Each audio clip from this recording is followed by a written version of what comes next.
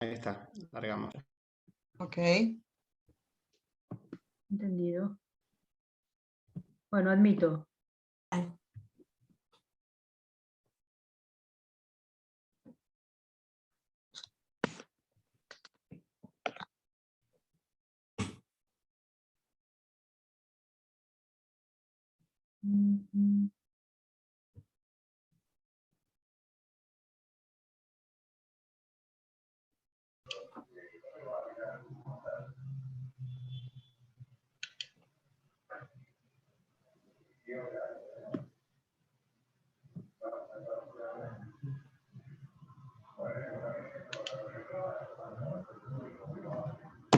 Hola, bienvenidos, bienvenidas.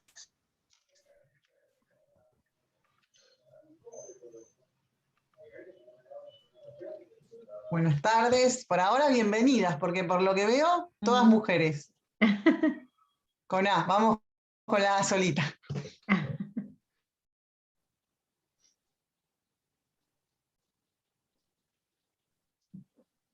Hola, muchos éxitos Hola. por ahí. Hola, Analia. Hola, Ana. Hola, puede Ana. estar. Pasacho a mirar. Del otro lado. Éxitos. Gracias.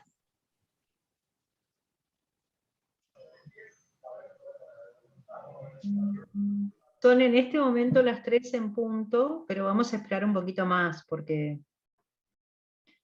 la puntualidad por estos pagos suele ser aproximada, como trabajar con GeoGebra, ¿no? Que es más o menos lo que da.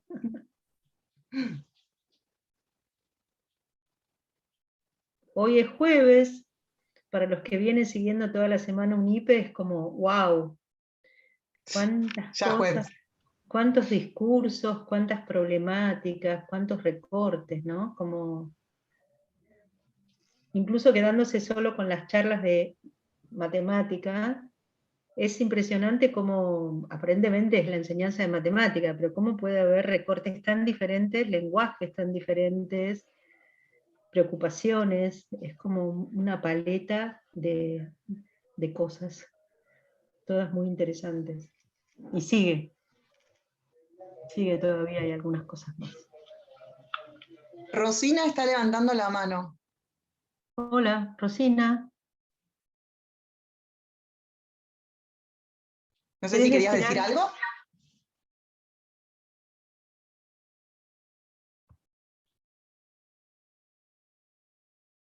Rosina, ¿querés decir algo?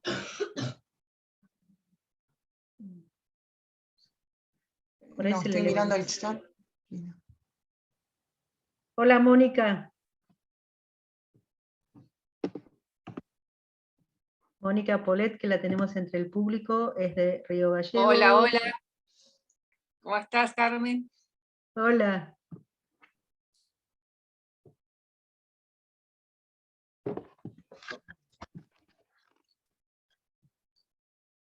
Rosina, estás levantando la mano, ¿querés decir algo?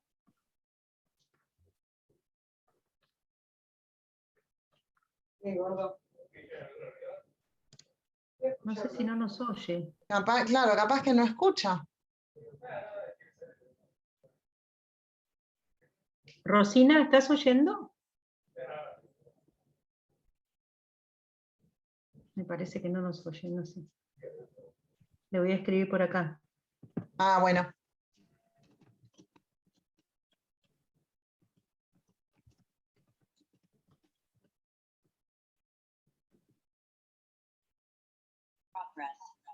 Bueno. Encima que INE trae público, lo trae duplicado. Ya 2 veces. Ya está, salgo de acá, perdonen, que me estaba costando entrar desde la computadora. Perdón. Así cualquiera tiene mucho Claro, público. no vale. Le pedís a cada uno que entre 2 veces. Y... Era una estrategia. Bueno, no sabemos bien qué pasa con Rosina. Vamos a esperar hasta las I5 y a las I5 empezamos. Así que si quieren charlar con el de al lado pueden hablar ahora. Por ahora. Lo que pasa es que tenemos distintos de al lado cada uno.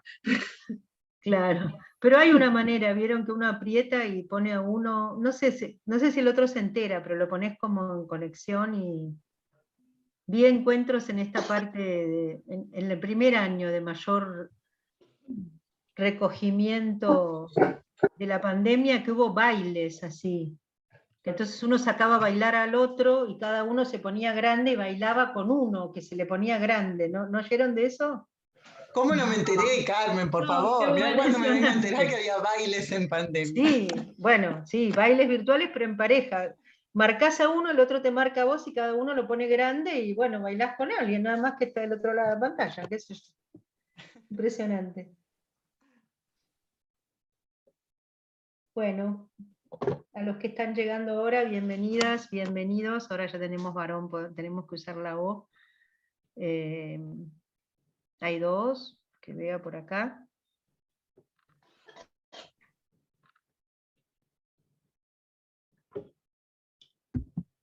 Último intento. Rosina, ¿nos estás oyendo? No, no nos oye. Bueno.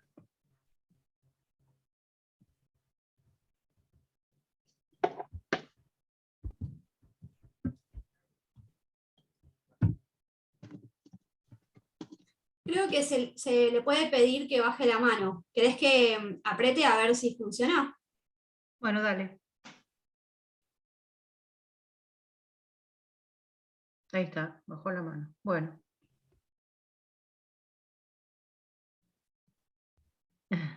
Ahí te mandan saluditos. Bueno, son las 5:05, ahora sí que vamos a dar inicio oficialmente a esta presentación.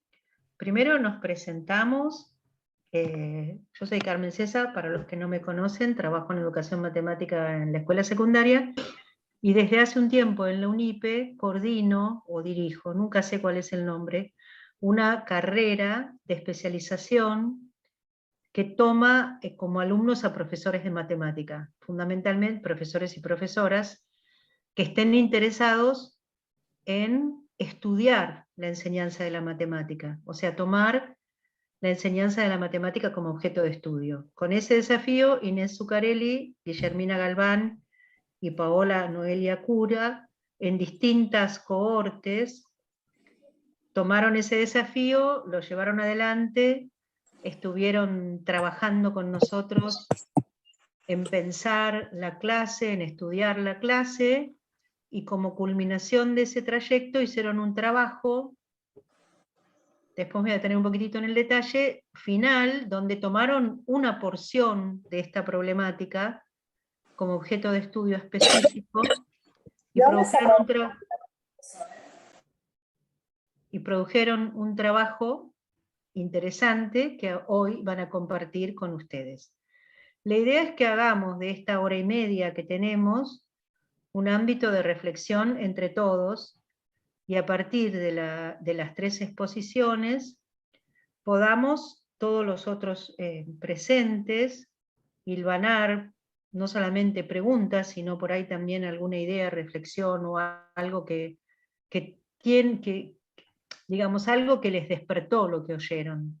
Dejemos un espacio para que aparezcan también las ideas y las preguntas de ustedes, pero por ahí preguntas en el sentido de preguntas que se hacen, y no solamente preguntas para ser respondidas, porque bueno, están las que quedan, pero está muy bueno formularlas. Este trabajo final, para los docentes de la carrera, fue también un objeto de estudio. Digamos, ¿qué es un trabajo final? ¿Cómo se hace un trabajo final? ¿Qué significa? ¿Qué esfuerzo es? ¿Qué desafío para el que lo tiene que hacer? Fueron preguntas que por supuesto nos hicimos cuando diseñamos la carrera, que fue en el 2011, pero que de una primera respuesta de escritorio, digo yo, que fue en el 2011, esta idea, así como toda la carrera, se fue formulando y reformulando a medida que la realidad y la experiencia nos iba mostrando el detalle de lo que habíamos pensado. Es así como, bueno, finalmente cómo se arma el TFI, que es la formulación del TFI, es bastante diferente ahora a lo que fue con las primeras cohortes o con cohortes anteriores. el asunto también que queríamos destacar, y lo quiero destacar porque Inés me dijo que había que destacarlo, así que quiero tomar la palabra y el interés de ella. En esta carrera nosotros apostamos siempre a un espacio de discusión entre docentes. Esa discusión a veces es una discusión colectiva y a veces es una discusión más privada, en el ámbito de pequeños grupos o hasta de parejas. Siempre hay ahí un motor en discutir con un par acerca de un asunto de enseñanza. Entendemos eso como un motor que abre preguntas y que hace avanzar muchísimo la posibilidad también de cada uno de plantearse cosas y empezar a encontrar explicaciones. ¿Cómo eso colectivo pudo vivir dentro de un trabajo final que es esencialmente individual? Bueno, fue algo que fuimos trabajando y que quizás en el momento de la cohorte de Inés, que es anterior de las chicas, quedó más a cargo de los alumnos. Inés armó su grupo, su colectivo, con otros estudiantes, como para poder seguir discutiendo cosas mientras hacía este trabajo final, un poco por fuera de lo que fue la estructura formal de la carrera, mientras que Guillermina y Paula, que son de la última cohorte, ya nosotros pensamos en meter adentro de la carrera un ámbito también que no fuera individual para pensar ese trabajo final. No creo que se vea en sus productos, pero bueno, corresponden a distintos momentos de madurez de nosotros como equipo docente, como para poder pensar un tránsito por este trabajo final que sea más productivo y más amable para los alumnos. De todas formas, el ejemplo de Inés y su grupo muestra que si no lo da la carrera, bueno, se lo arman los alumnos y eso funciona muy bien igual. Las dejo ahora con ellas que tienen cosas muy interesantes para decir. Cuando va a hablar primero Paula, no voy a decir de qué porque ahora lo va a decir Paula, así que sería repetido. Después va a hablar Inés y después Guille, pero vamos a dejar un espacio de preguntas y comentarios cuando termine cada una, con bastante control de tiempos, porque sabemos que si no, cuando termine de hablar la tercera, ya las preguntas sobre la primera quedan como más mareadas con otras cuestiones. Así que vamos a trabajar así.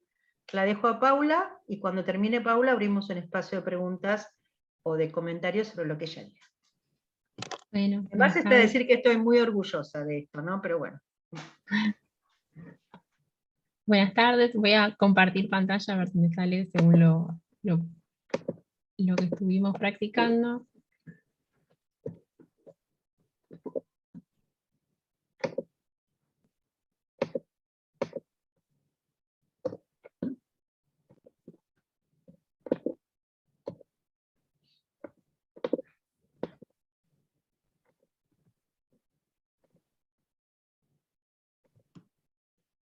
¿Se ve bien la presentación? Sí, perfecto. Muchísimas gracias. Bueno, la presentación es sobre, como decía Carmen, el trabajo final integrador, que si bien lo hice yo, como esto decía que es un trabajo más individual, tuve mucho apoyo de una de las personas acá presentes, de Analía Leyes, con quien nos sostuvimos entre las dos para que cada una pueda hacer su trabajo final integrador. Se titula Análisis y reflexiones sobre la complejidad que conlleva para el docente y los estudiantes la tarea de tomar apuntes. La tutora fue Valeria Borsani, quien nos acompañó en el proceso de realización. Este asunto de estudio fue un recorte de algo que nos interesaba estudiar, que era cómo funciona o qué potencialidades y dificultades encontramos en la escritura en la clase de matemática. En particular abordamos la escritura como un medio para plasmar algunas de las ideas que se discuten oral y colectivamente, y qué complejidades puede tener esta práctica para el estudiante o para el docente, pensando que los intercambios colectivos, orales, a veces nos generaban esta pregunta, bueno, ¿qué escribimos? ¿Cómo usamos el pizarrón? ¿Qué pretendemos o queremos que escriban nuestros estudiantes? Entendiendo que es muy complejo que todo lo dicho en una discusión colectiva pueda quedar plasmado en una hoja o pueda quedar plasmado en el pizarrón, porque las ideas que van circulando suelen estar entrelazadas en una trama que es difícil de atrapar por escrito. En 3 aspectos nos apoyamos para este estudio. En primer lugar, reconociendo que la apoyatura en la escritura sirve para comunicar procedimientos, para poder reflexionar sobre los propios aprendizajes, para dar a conocer ideas y poder confrontar con ideas de otros, para tomar distancia y poder después volver sobre eso. Y en esto encontramos como dos lugares importantes. Uno es el pizarrón, un lugar donde por ahí sí escribe más el docente, pero es un lugar colectivo donde se van a ensayar diferentes resoluciones, se pueden poner en común actividades, discutir afirmaciones, y pensando que es un lugar donde se va a plasmar algo para poder ser discutido, analizado por todo un grupo. Entonces, en esta situación, el docente toma decisiones muy dinámicas sobre qué de todo lo que se va diciendo y discutiendo va a anotar, qué va a escribir tal cual se dice, y qué cosas va a por ahí a reformular al momento de escribirlas, con qué notación va a escribir eso que es oral y lo tiene que pasar a un registro escrito. Y después el otro lugar importante, la carpeta de cada estudiante, pensando que es el espacio donde le va a quedar algún registro, o pretendemos que le quede algún registro, de las interacciones que se van produciendo en la clase de matemáticas. Y entendemos que ese registro va a poder ser valioso para el estudiante, en tanto sea un espacio donde se pueda construir, probar, ensayar, que sea un lugar de producción más íntimo que lo que puede ser el pizarrón, pero que también se va a producir con un colectivo de trabajo. En la carpeta, el estudiante va a determinar qué ideas fuertes o importantes de lo que se fue diciendo oralmente tendría que escribir y cómo escribirlas en su carpeta. Y creemos que esto no lo hace solo porque tiene que establecer relaciones y modificaciones con su trabajo personal. Entonces, desde el lugar del docente pensamos que es necesario pensar que cuando planificamos e implementamos las clases, incluyamos estrategias que contemplen la elaboración de la carpeta que tengan los asuntos centrales de las interacciones que vamos a proponer. Por lo cual, cuando nos decidimos a empezar a trabajar sobre sobre la implementación de las clases que iban a ser insumo para el trabajo, estuvimos pensando en esta problemática y a partir de ahí como definió un poco el sentido de la secuencia que nosotros estábamos pensando, y la intención de estudiar la escritura fue parte de la planificación al momento de pensar esta secuencia de actividades. La secuencia que armamos, la armamos en el seminario PIA de la carrera, que es Planificación, Implementación y Análisis, junto a Romina Flores, Agustina Acho y Analía Leyes.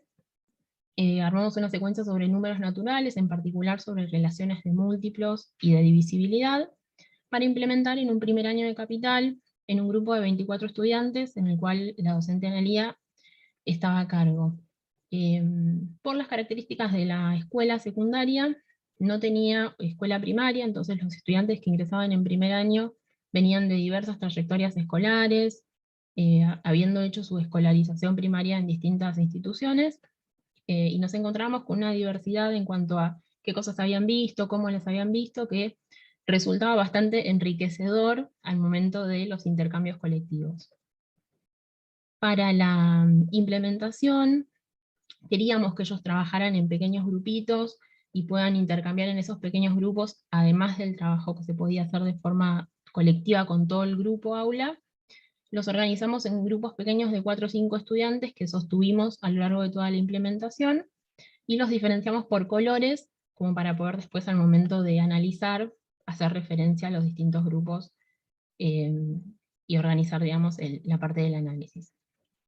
De todo lo que sucedió en la implementación, hicimos un recorte de un episodio que nos pareció muy potente, que tenía que ver con la escritura, pero en el contexto de cómo se construye esa escritura y qué cosas ocurren una vez que se habló sobre lo que se había escrito y cómo se vuelve sobre eso. Lo llamamos Recalculando al episodio, sucedió en la tercera clase de la implementación cuando abordamos esta actividad 4, que dice: decidí, sin resolver la cuenta, si los resultados de las siguientes multiplicaciones serán divisibles por 9. Justifica tu respuesta. Y tenían diferentes ítems con 2 números, y tenían que, además de decidir, justificar. O sea que había como que escribir sobre 2 cuestiones. Una era si era o no divisible por 9, y además agregar una justificación sobre cómo lo habrán decidido y por qué.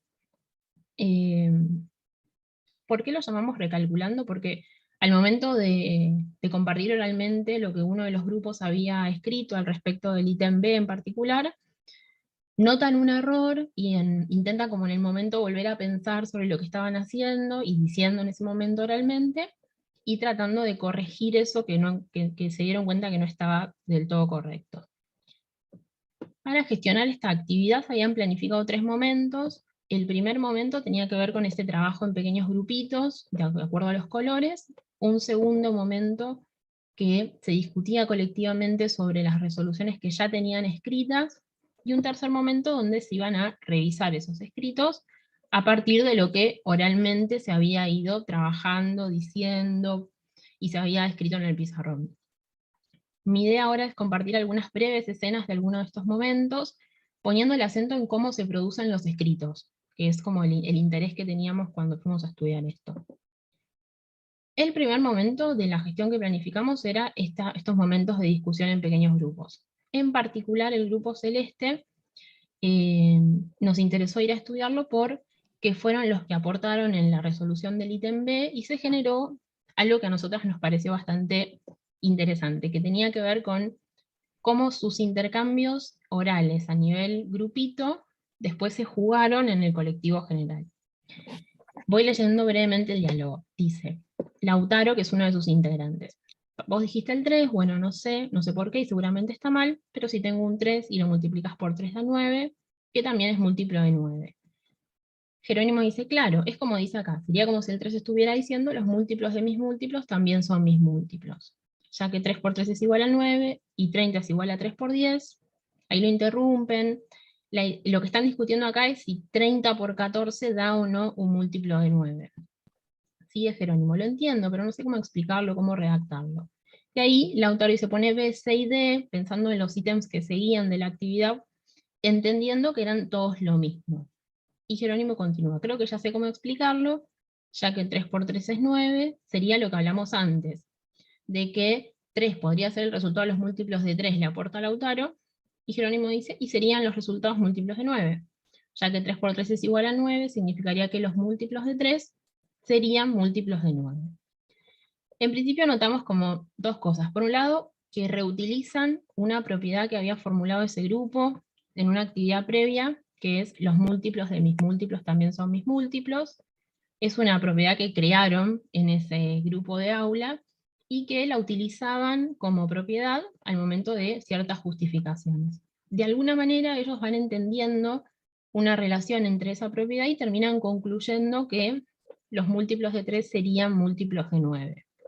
Esa conjetura que enuncia Jerónimo, pero en la que el grupo tiene bastante acuerdo, hace que escriban, apoyados en esta conjetura, algo como una justificación para los ítems de esta actividad.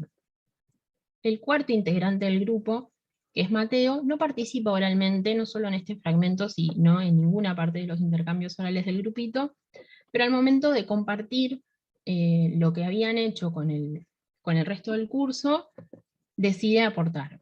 Entonces, en un segundo momento, la profe invita al grupo celeste a que lean lo que escribieron de esta resolución, y Jerónimo empieza a leer. Y dice, bueno, nosotros pusimos que como 3 por 3 es igual a 9, significaría que los múltiplos de 3 también serían, y ahí Mateo interrumpe y dice algunos. Jerónimo sigue, sí, algunos también serían de 9. Y ya que la cuenta es 30 por 14, significaría que el resultado sería un múltiplo de 3 y 9, lo cual lo transformaría en divisible por 9. Mateo solo agrega el algunos, después no sigue participando de los intercambios, pero sí notamos que con la conjetura inicial de Jerónimo, los múltiplos de 3 también serían de 9, si bien no se explicita el cuantificador todos, y lo que lo enuncia en potencial, esta idea de cómo serían, la idea del todos estaba un poco implícita, y por eso es usada como un argumento. Cuando Mateo incorpora el algunos, obliga a revisarla a la afirmación anterior. Entonces, creemos que el nuevo problema que surge a partir de la discusión colectiva, y que tiene que ver con determinar si la oración, los múltiplos de 3 serían múltiplos de 9, necesita el cuantificador algunos, es un problema nuevo que emerge del contexto de las interacciones que se están produciendo, y que puede ser un momento para una discusión que puede ser interesante porque produce fundamentos para el trabajo matemático de los estudiantes. O sea, acá la clase está funcionando como productora de un problema nuevo que tal vez se aleja un poco del problema original, pero que sirve para trabajar sobre qué tipo de afirmaciones son justificaciones y cuáles podrían no serlas. En todos estos intercambios, la docente que está escribiendo en el pizarrón algunas de las cosas que se van diciendo, tiene que tomar decisiones de qué va a escribir en el pizarrón y qué no. Entonces el pizarrón que estamos viendo no tiene como un orden de arriba a abajo, son frases que se dijeron en distintos momentos, y una de las cosas que encontramos es que nos parecía que no era un buen insumo para copiarlo si alguien no había resuelto la actividad, porque notamos que hay oraciones que no están terminadas de escribir, o la actividad finalmente no queda resuelta, porque lo último que se ve es 30 por 14, no sé si es, o sea, nunca termina de escribir si es o no múltiplo de 9. Y nos preguntábamos de, bueno, cómo los estudiantes podrían guardar algo de memoria de estas discusiones que se hicieron. ¿Qué se hace con esto que está escrito en el pizarrón? No es un buen insumo para copiarlo, entonces, ¿qué podrían escribir? Dejamos a cargo de los estudiantes que escribir, y pensamos que no creemos que se resuelva este problema de qué escribo sobre la resolución de esta actividad, simplemente dictándole al estudiante o dejando a cargo una posible toma de apuntes, sino que nos parece que ahí el docente podría acompañar en esta transición hacia una autonomía. ¿Qué notamos de los apuntes que sí tomaron al volver sobre sus escritos? Que como no tenían que atrapar desde cero lo que se iba diciendo, los apuntes interactuaban con los escritos propios, los que ya habían elaborado y habían discutido con el pequeño grupito. Entonces acá notamos que es una escritura que, como menciona Wellman, no es solamente como apoyatura en la comunicación, sino que sirve para volver sobre la resolución previa, analizarla y comparar distintos modos de abordarla. En particular vamos a analizar dos escritos. Uno es de Lautaro, que es un integrante del Grupo Celeste, que estuvimos leyendo algo de sus participaciones y los intercambios que tuvo con algunos de sus compañeros, y otro escrito que nos parecía como otro punto de vista posible es el de Lucía, que es de otro grupo, que es el Grupo Violeta, que no participó de los intercambios orales, digamos, y la discusión que hubo sobre la conjetura de Jerónimo, pero que sí había tomado otros elementos de lo que se fue diciendo y armó su escrito a partir de ellos. Entonces, Lautaro del Grupo Celeste escribe en su carpeta las resoluciones, participa y volvió sobre ese escrito, y vamos a ver una pequeña intervención que él hace. En el ítem B leemos, ya que 3 por 3 es igual a 9, significaría que, y se ve escrito por arriba, algunos de los múltiplos de 3 también serían múltiplos de 9. Ya que la cuenta es 30 por 14, significa que el resultado sería múltiplo de 3 y de 9, lo que lo haría divisible por 9.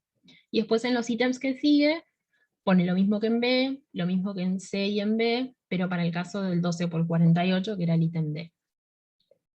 ¿Qué notamos de esto? Que bueno, Lautaro logra hacer una modificación, revisar lo que había escrito originalmente a partir de los intercambios, pero el agregar el algunos es un poco como un costado de lo que se mencionan, lo que mencionan sus pares y la docente, y que sin embargo no logra modificar su respuesta errónea, porque sigue afirmando que 30 por 14 sería múltiplo de 9.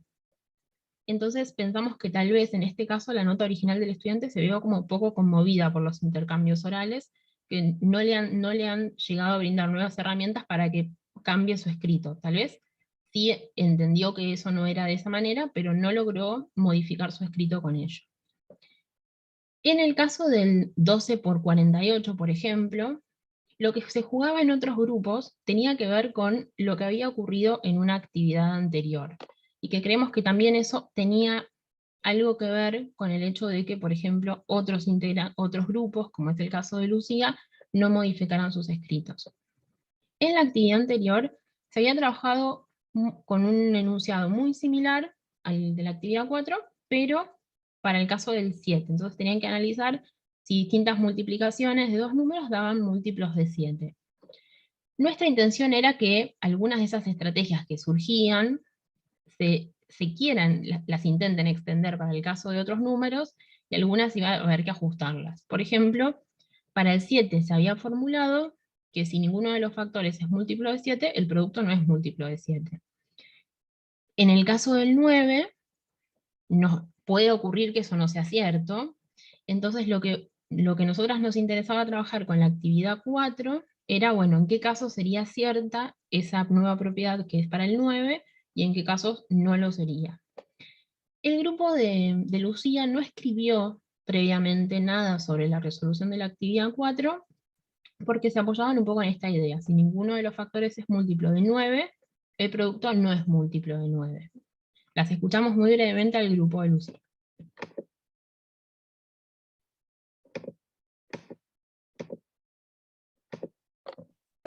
No. El 48 no es, y el 2 tampoco. El 2 tampoco. No. Bueno, ok, ya está. Bueno. Igual como que no me cuadra. A mí tampoco. ¿Qué cosa no Pero entienden? es que la cosa que tenemos como... pero porque, mira, si no hay ningún... No entiendo que si no hay ningún número que no sea divisible o que no sea múltiplo de 9, o sea, el resultado tampoco va a ser múltiplo de 9. Pero no. Bueno, ahí escuchamos un poco esto que yo les contaba, que con un poco de ruido, o sea, como que no les terminaba de convencer, eso también se identifica, pero al ver que ninguno de los números involucrados en cada multiplicación era múltiplo de 9, el resultado no era múltiplo de 9. Era un poco la intención de la actividad que eso surja, como una posible estrategia, y era algo justamente con lo que nos queríamos meter a trabajar para esta actividad 4. Entonces el escrito que vemos de Lucía sí lo hizo durante la puesta en común o luego de ello, porque al principio no habían escrito nada al respecto en el grupo Violeta. Y notamos que hay ciertas cosas en las que hubo avances. Entonces, por ejemplo, en el B, 30 por 14, si bien analiza que ninguno de los números es múltiplo de 9, lo escribe incluso, también va a mirar si los números alguno es múltiplo de 3. Y pese a que encuentra el 30, que es un múltiplo de 3, afirma que el resultado no es múltiplo de 9. En el D, por ejemplo, toma incluso hasta una notación que hay en el pizarrón, que tiene que ver con esto de, para factorizar uno de los números, sacar flechas, reagrupar y encontrar la manera de armar ese 9 para mostrar que daría un múltiplo de 9. Y acá vemos como una justificación, por ahí más con la cuenta, o cómo hizo para encontrar ese 9. Y en cambio en el A, usa por ahí más palabras para decir que si uno de los factores, como es el 27, es múltiplo de 9, el resultado va a ser múltiplo de 9. Digamos, notamos como avances entre lo que por ahí podrían haber escrito en un primer momento, pero con los intercambios colectivos eso se vio modificado. Y acá es donde entendemos que al pensar una escritura autónoma, como nos gustaría que nuestros estudiantes de escuela secundaria logren, hay una cuestión sobre la enseñanza, de qué se anota, de qué no, con qué criterio se va a seleccionar la información, qué cosas habría que ampliar, qué cosas pueden ser copiadas tal cual del pizarrón, y por ahí no haber escrito la respuesta generó buenas condiciones para que no copien del pizarrón y conserven los escritos originales, como es el caso de Lautaro, y que las intervenciones a partir de lo discutido aparezcan, pero sí pensamos que tendría que haber como una gestión de alguna propuesta intermedia entre copiar y que escriban solos, como puede ser armar colectivamente en el pizarrón una resolución, un resumen, un machete, en el cual se pregunte, bueno, ¿qué escribo? Bueno, escribo esto, y haya acuerdos sobre qué cosas tiene que haber y no, por ejemplo, en un machete, donde las decisiones de qué incluir se construyan de forma colectiva. Pensando que en la escuela secundaria es un lugar importante donde los estudiantes se entrenan hacia tomar apuntes, hacia determinar qué información es importante y cuál no, hacia una escritura que sea más autónoma. Pero esta autonomía no se logra sola, sino que es un proceso que en muchos puntos el docente acompaña, media, regula, y sus compañeros como colectivo de trabajo también. Eso es todo. Muchas gracias por su atención. Ok, gracias a vos, Pau. Quiero dejar de compartir, no sé cómo, pero...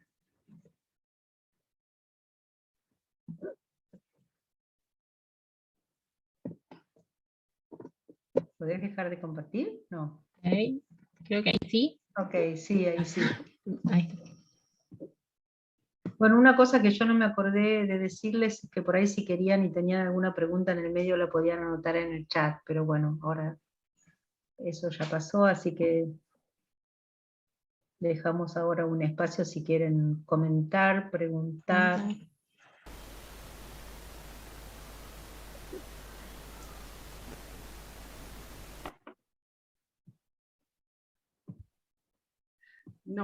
comentar, que me parece, bueno, comentar que me pareció así como fascinante, ¿no?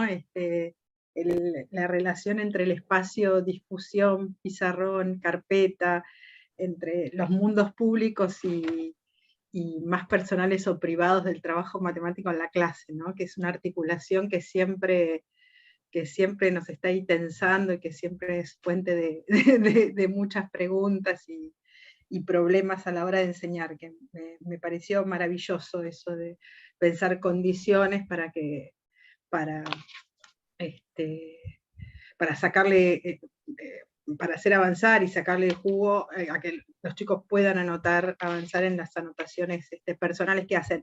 Y me preguntaba, bueno, por supuesto nos preguntaron cómo se juega esto en relación a cada objeto, en cada contenido, y también porque me resuena algo que discutimos ayer. Gisela, vos también estabas, ¿no? En la exposición de Micaela. De paso la saludo a Gisela, que hace mucho que no la veo. Vos estabas también ayer en la exposición de Micaela, ¿no? Y justo se discutió sobre la autonomía y la autonomía de los alumnos, y bueno, primero qué es, y es que hagan las cosas solos, y por otro lado, cómo alcanzarla, ¿no? Y las dos cosas, o sea, esto de que no es un trabajo aislado, el trabajo autónomo, y por otro lado, que lo que uno en algún momento puede solo es porque alguna vez lo hizo con otros, ¿no? Esta cosa que somos una configuración de las interacciones con otros dentro nuestro. Y bueno, también ese desafío, esa pregunta por la autonomía en el uso de la carpeta. Bueno, nada, anotando cosas que me iba preguntando y anotando, y que me encantó el trabajo. Quiero felicitarla a Paula y a su tutora. A mí me pareció, me llamó, me resultó muy significativo, muy interesante la cuestión de las reflexiones sobre las decisiones que hay que tomar para seleccionar qué poner en el pizarrón y qué no, ¿no? A veces se generaliza esto de que los chicos pasen a compartir sus procedimientos, sus estrategias, y más allá de que por ahí a veces queda en eso y no se discute realmente esas producciones, no se comparan, como dice María Emilia en un escrito, unas en términos de otros, pero me parece que por ahí nunca reflexionamos demasiado sobre la elección, sobre las decisiones que hay que tomar para escribir en el pizarrón. Entonces, eso me resultó significativo, me parece que es una cuestión interesante y que permite que se abran otras posibilidades de escrituras autónomas. Y claro, lleva también a reflexionar, ¿no? A veces habrá, según las intencionalidades, habrá que rescatar algunas cosas del pizarrón, o habrá que anotar algunas, en otros momentos otras. Bueno, me parece que es un eslabón que va como cerrando una cadena que es muy importante para la gestión de clase en el aula. Muy bueno el trabajo. Permítame agregar también a mí que ahora que lo volví a oír, que yo ya lo había oído, me queda más claro que no es solamente las decisiones de qué escribir de todo lo que dicen los chicos, sino una decisión muy importante de no dejar terminado el asunto en el pizarrón. Eso es algo que cuesta por ahí, ¿no? Que el profesor no termine de escribir todo en el pizarrón. Y esa condición de no terminar de escribir todo es la que posibilita que la tarea de tomar apuntes sea una tarea de producción y no de copia, justamente. Pues como no está todo dicho, tengo que... O sea que la actividad termina después, cuando el pibe vuelve a escribir. En general termina en el pizarrón, el docente es el que tiene la última palabra, digamos, y termina de redondear todo. Y acá queda todo abierto, un poco abierto, como para que haya una nueva actividad que es, bueno, tengo que reescribirlo yo después de todo lo que se discutió. Pero la discusión no queda cerrada, no queda terminada de, bueno, esto es lo que está bien o esto es lo que está mal, que es lo que hay que, como docente, sostener esa incertidumbre, digamos, y no cerrarlo. Plantea un nuevo problema, que es el de reconstruir la discusión que tuvo, el análisis que tuvo lugar precedentemente en la clase, ¿no? Al alumno lo pone frente al tener que reconstruir. Sí, personalmente, ¿qué me quedó a mí? Exacto. Y para mí, ¿cuál es la respuesta finalmente? De todo esto que discutieron, ¿y cuál es la respuesta? Además, revisitar lo hecho después de la puesta en común, después de lo trabajado colectivamente, claro, aporta mucho, porque claro, lo revisito, pero con otro panorama, otro entorno, otras reflexiones que me permiten justamente reformular lo hecho, ¿no? Muy interesante. Pau, ¿querés decir algo vos? Y yo Estamos hablando. pensaba con lo que decía Ana, que, o sea, me permite revisarlo o no, y no sé qué hacer con eso, ¿no? Como encontrarse también uno con la incertidumbre de, bueno, esto que puse por ahí no sé si está bien. ¿Qué anoto de lo que entendí? Tipo, porque eso también da pistas de qué cosas todavía no termino de entender cuando escucho. Me parece como que también ayuda como a uno a reconocer en qué cosas tiene que fortalecerse. Y si te lo resuelven en el pizarrón, y ya no me dejan preguntas para hacerme ni para cuestionarme sobre qué cosas necesito trabajar como estudiante, digo. Y además abre todo el problema de las decisiones frente al pizarrón en la clase, ¿no? Si hay algo dinámico se le usa el pizarrón, y decisiones, digamos, realmente en el calor de todo ese movimiento. Y un terreno que nos muestra además cómo, digamos, podemos construir muchos criterios como estamos haciendo, pero que hay una producción bien contextualizada allí, ¿no? Decisiones que son bien de contexto. Totalmente, que un docente puede para una discusión dejarla así abierta y para la que viene después decir, no, esta la cierro mejor. Claro, como que no es una decisión única para todas. No es un estilo de docente, como el docente igual tiene que volver a decidir en la próxima situación. Hasta dónde la va a dejar abierta y hasta dónde la va a cerrar. Sí. No sé si la docente que está por ahí quiere decir algo. No, parece que no. Hola, sí, por acá ando. No, sí, un montón de cosas que justamente habían sido como, nos habían quedado un montón de preguntas abiertas, de que no hay un único camino, justamente, y eso es lo enriquecedor. Que hay muchas opciones, como recién decías, en esta oportunidad se había dejado abierto también pensando en una secuencia que después iba a aportar a que eso en algún momento se cierre, tampoco es que fue dejar abierto por dejar abierto, entonces bueno, la importancia de planificar, estaba pensando, ¿no? Lo valioso que fue que eso esté planificado y que estaba pensado también a futuro cómo continuar. Estaba pensando en la importancia de eso.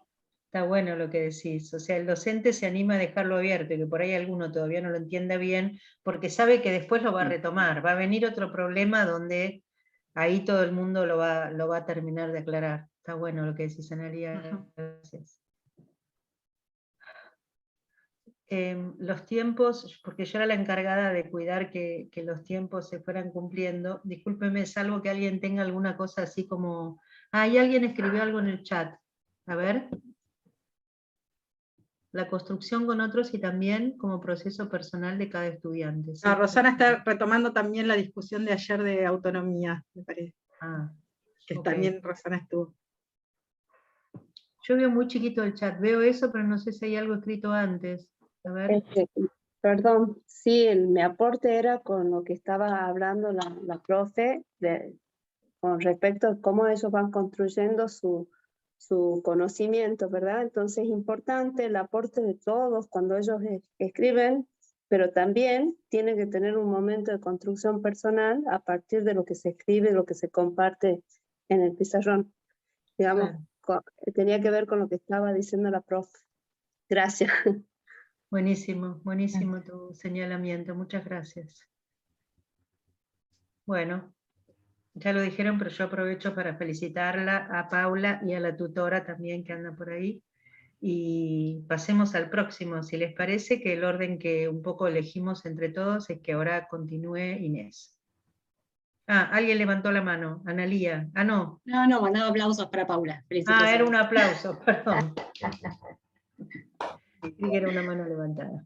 Bueno, ahora sí, me muto, Analía. Bueno, ahí comparto pantalla.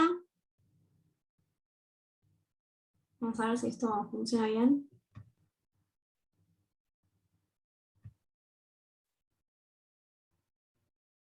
¿Ahí se ve bien? Sí, sí.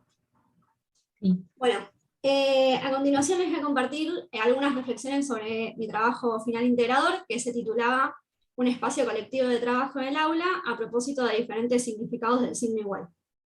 Mi tutora también fue Vale Borsani, que está por acá. Y para empezar quería contarles un poco algunos asuntos,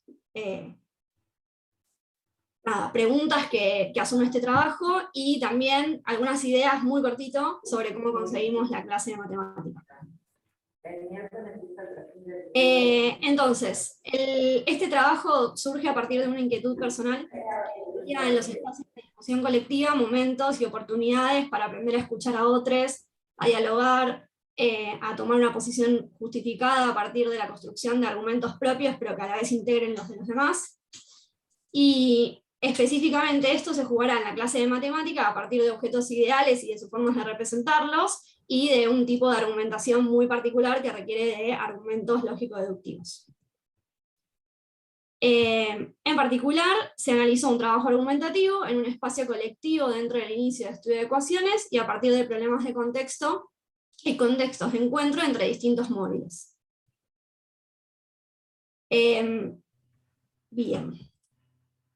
Entonces, algunas cuestiones sobre la clase de matemática como un espacio de producción.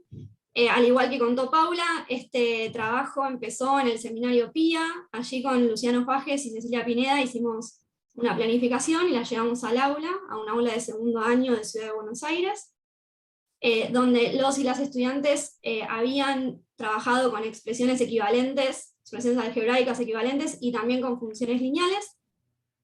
Y en particular lo que buscábamos era introducir, bueno, como les contaba, a los estudiantes en la resolución de ecuaciones lineales en una variable, y para eso se propuso un trabajo de producción matemática a partir de la resolución de problemas de encuentro.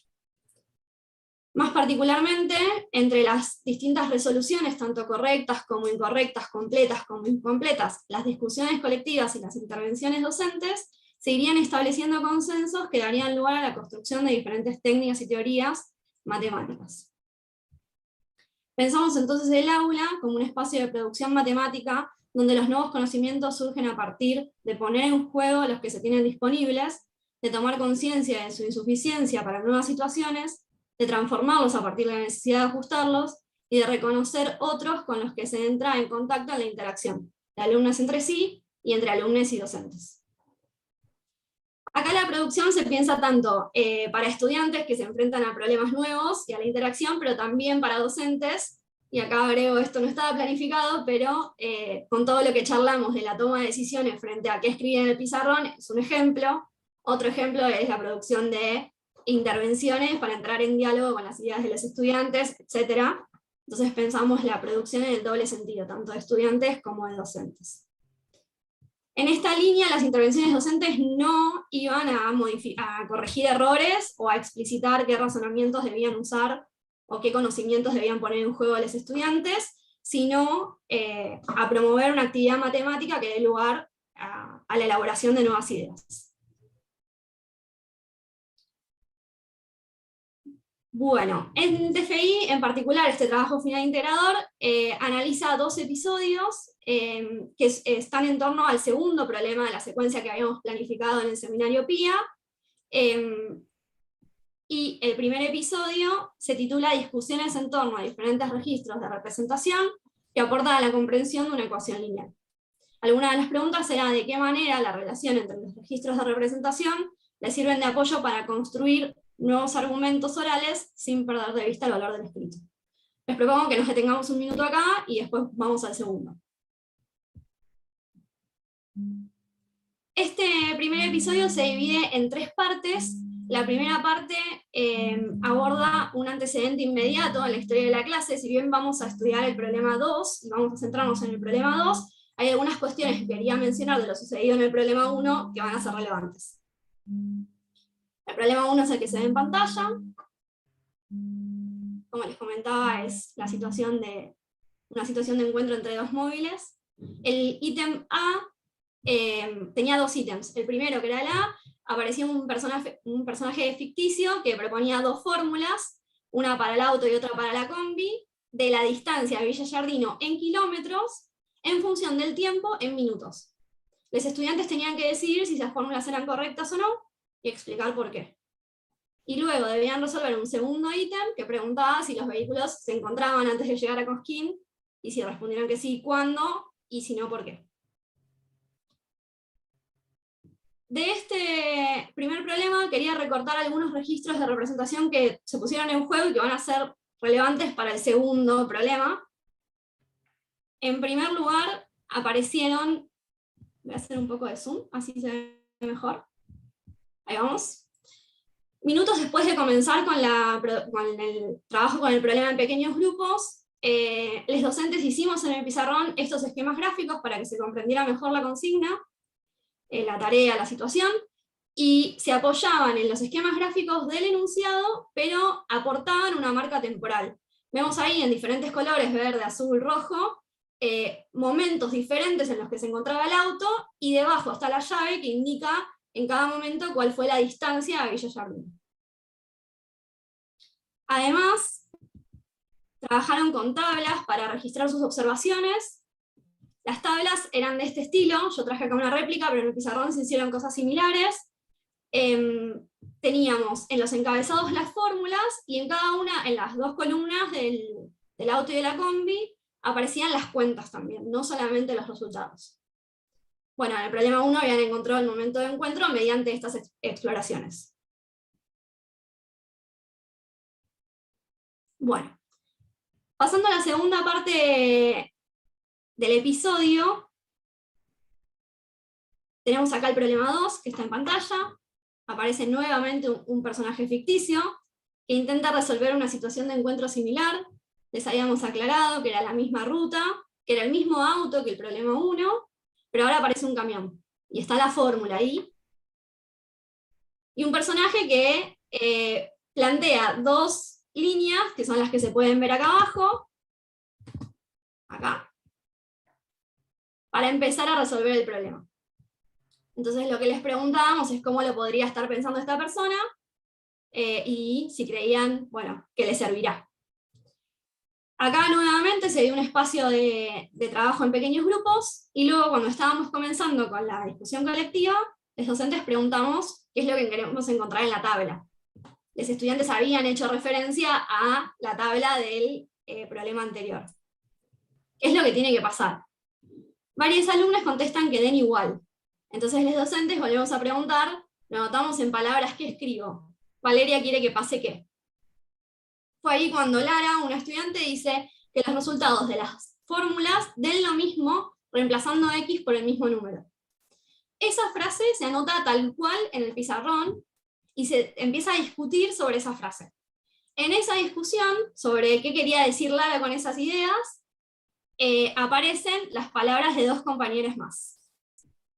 Entonces, acá están las palabras de Lara, luego Toto, que dice, ya que está buscando que el resultado sea el mismo, y que ese X sea el mismo, porque se tienen que encontrar el auto y el camión, tienen que tener un punto en común.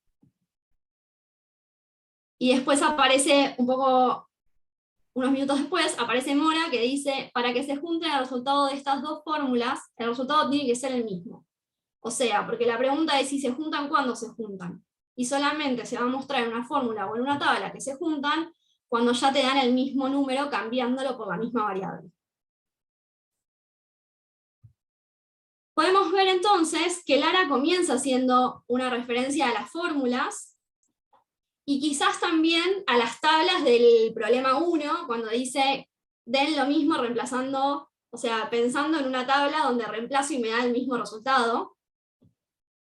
Y Toto retoma sus ideas cuando dice, el resultado sea el mismo y que ese X sea el mismo.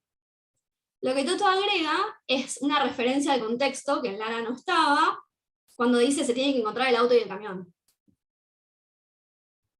Además, explicita que mismo resultado, cuando Lara decía que X, acá den lo mismo, que mismo resultado quería decir que tengan un punto en común. Acá podemos pensar que puede haber detrás algo del trabajo con los esquemas gráficos que se hicieron en el problema 1, y con el esquema gráfico del enunciado, donde hay un punto en común, un punto de encuentro. Finalmente, Mora vuelve sobre las ideas de ambos, tanto de Lara cuando hace referencia a las fórmulas, y quizás también a las tablas, de Toto cuando habla de la coincidencia de resultados, y agrega que no necesariamente se tienen que juntar. Dice, la pregunta es si se juntan, ¿cuándo se juntan? Además, la palabra juntan implica una idea de dinamismo. Esto último quizás se mencionó anteriormente en Toto, porque dice, está buscando qué, pero acá Mora lo amplía y lo profundiza. Podemos resaltar acá una forma de análisis que podemos ampliarlo más allá de las ecuaciones en particular. Mirar las palabras y las expresiones puntuales que dice cada estudiante y poder reconocer matices. Es decir, en un principio parecía que los estudiantes decían cuestiones similares, y sin embargo, cuando vemos en profundidad las palabras que utilizan, detectamos matices que nos dan una pista o ideas de cómo puede estar pensando cada estudiante ese problema, en qué registros de representación se puede estar apoyando. Meternos entonces en profundidad en el estudio de los significados de los significados, en el estudio de significados de los términos que utilizan cada estudiante, nos permite comprender mejor lo que están pudiendo pensar, y entonces poder ajustar nuestras intervenciones para poder dialogar con sus ideas. A su vez, la variedad de términos que utilizan en la interacción hace que los significados que cada uno aporta, que no son idénticos, se relacionen y se entretejan engordando el significado y el sentido de los objetos matemáticos en cuestión.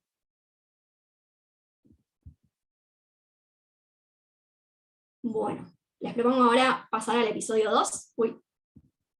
Ahí. Se titulaba Discusiones en torno a diferentes registros, a diferentes sentidos del signo igual, cómo producir escritos que reflejen los debates orales de este grupo. Algunas preguntas serán, ¿cómo producir una escritura que dé cuenta de las discusiones que se dieron en el aula? En otros términos, ¿cómo plasmar en la escritura aquello que los alumnos identifican como central del debate? ¿Cuáles son las cuestiones que relevan para dejar escritas? ¿Cómo vuelve ese intento de atrapar lo discutido en la escritura sobre las ideas que se pusieron en juego para transformarlas? Este episodio también se divide en 3 partes, y la primera se titulaba Problematización del signo igual. Acá traje un recorte que comenzaba con los docentes preguntando qué quiere decir este igual, el igual que aparecía en el primer renglón, en la primera ecuación del problema 2. Que esto, señalando el lado izquierdo, siempre da lo mismo que esto, señalando el lado derecho.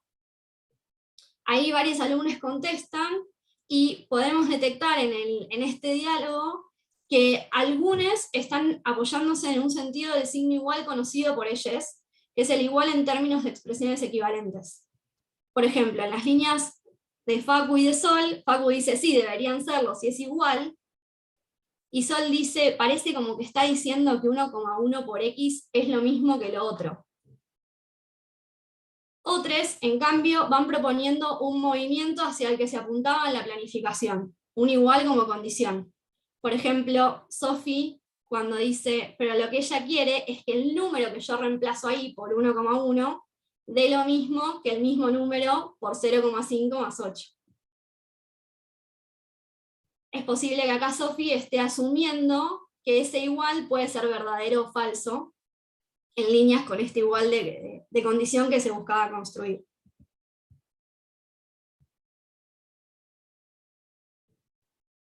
En la segunda parte del episodio, recorté diferentes colectivos que aparecen como referencia en la producción en el aula. En primer lugar, nos aparecía la comunidad aula formada por estudiantes y docentes, donde las interacciones en el colectivo de la clase cargaron de sentido a este símbolo igual. En segundo lugar aparece la comunidad aula de primer año, formada por los alumnos y docentes del año anterior.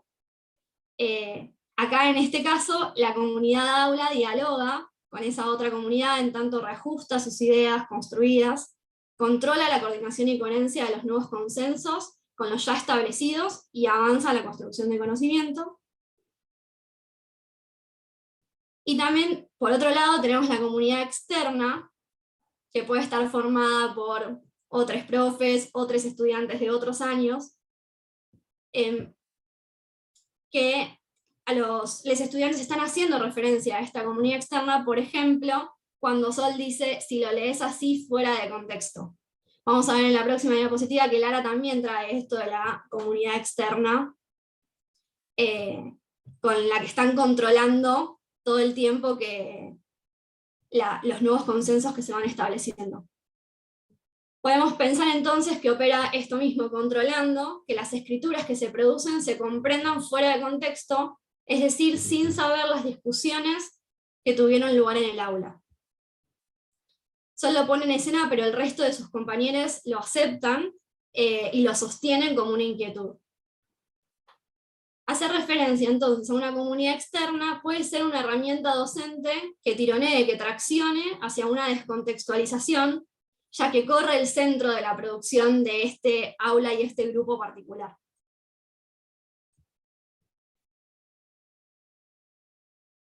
Bueno, por último, creación de un nuevo símbolo y síntesis. En un momento Sol dice, no, por eso, en realidad está mal ese igual ahí, debería ser un igual y un signo de pregunta. Entonces los docentes escribimos en el pizarrón, arriba del signo igual, un signo de pregunta. Esto estaba planificado, sin embargo lo que pasó a continuación fue lo siguiente. Lara, la misma estudiante que les comentaba anteriormente, dice, lo que pasa es que si le pones un signo de pregunta y está también así solo, te da duda, no dice lo que queremos que diga. Porque si vos pones algo así, parece que lo que te estás preguntando es si son lo mismo o no, como que termina ahí. Pero lo que sabemos es que se juntan y queremos saber cuándo. O sea, a lo que apunta ese primer renglón es cuándo se juntan. Entonces lo que hay que buscar es un signo que no sea ni igual con signo de pregunta. Es decir, descartaban el igual con el signo de pregunta porque para ellos estaba preguntándose si eran expresiones equivalentes y ellos ya sabían que no eran equivalentes. Bueno, esto claramente no estaba planificado con anterioridad y resolvimos en ese momento inventar un nuevo signo que fue el signo igual con asterisco, que va a jugar un par de clases y después se va a trabajar con la notación convencional, pero pareciera que para esta comunidad aula se pone en juego un criterio de diferenciación de los signos, según el cual existe una relación biunívoca entre signo y significado, a un signo o un significado y viceversa. Así, un mismo signo no puede albergar dos significados diferentes. Bueno, como les decía, más adelante se trabajó con la notación convencional, sin distinguir tipos de iguales.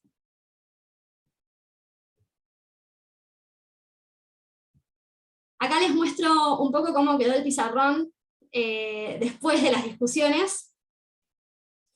En un momento del debate se conversó sobre la relación entre el primer renglón y el segundo, que nosotros y nosotras queríamos correr el foco de ahí, porque queríamos centrarnos en el signo igual. Sin embargo, se dejaron algunas marcas en el pizarrón, que ustedes pueden ver en violeta. Dice, son expresiones equivalentes, para cualquier valor de la variable dan lo mismo, es lo mismo. A posteriori, esto no lo habíamos pensado quizás en el momento de la planificación, pero a posteriori podemos pensar que haber puesto dos renglones de la ecuación pone en escena el igual de equivalencia, o sea, pone en escena los dos sentidos del signo igual que se estaban queriendo trabajar. El igual de equivalencia con el que contaban los estudiantes, y el igual asterisco, que es el que se estaba intentando construir.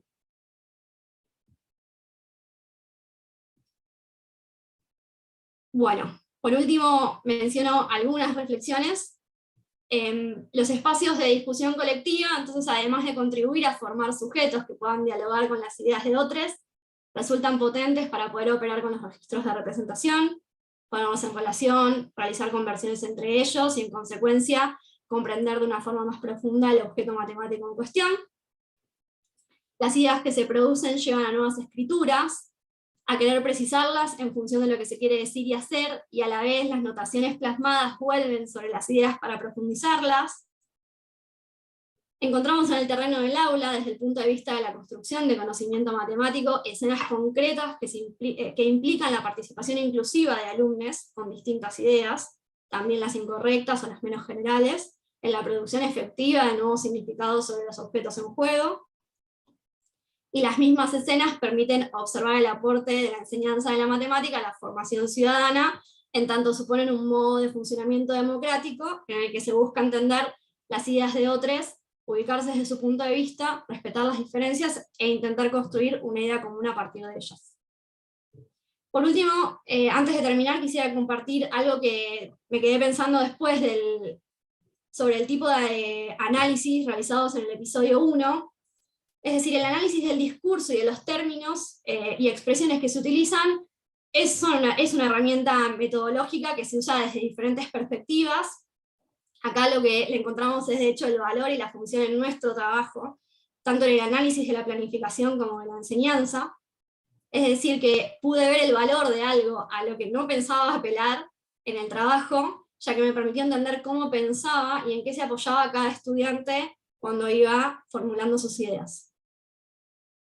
El análisis del discurso en estos términos, no vacío o separado de contenido, sino entramado con este, permite por un lado comprender los significados que ponen en juego los alumnos, y por otro da una herramienta para intervenir, para confrontarlos, para ponerlos en juego, etc. Además, los significados con los que se van moviendo, el uso de las palabras a las que apelan, hace que se enriquezca no solo lo que ellos piensan, lo que nosotros comprendemos sobre lo que ellos piensan, sino también lo que ellos comprenden de la escena que está sucediendo en la clase. Bueno, ahora sí. Perdón, me pasé unos minutos. Eso es todo.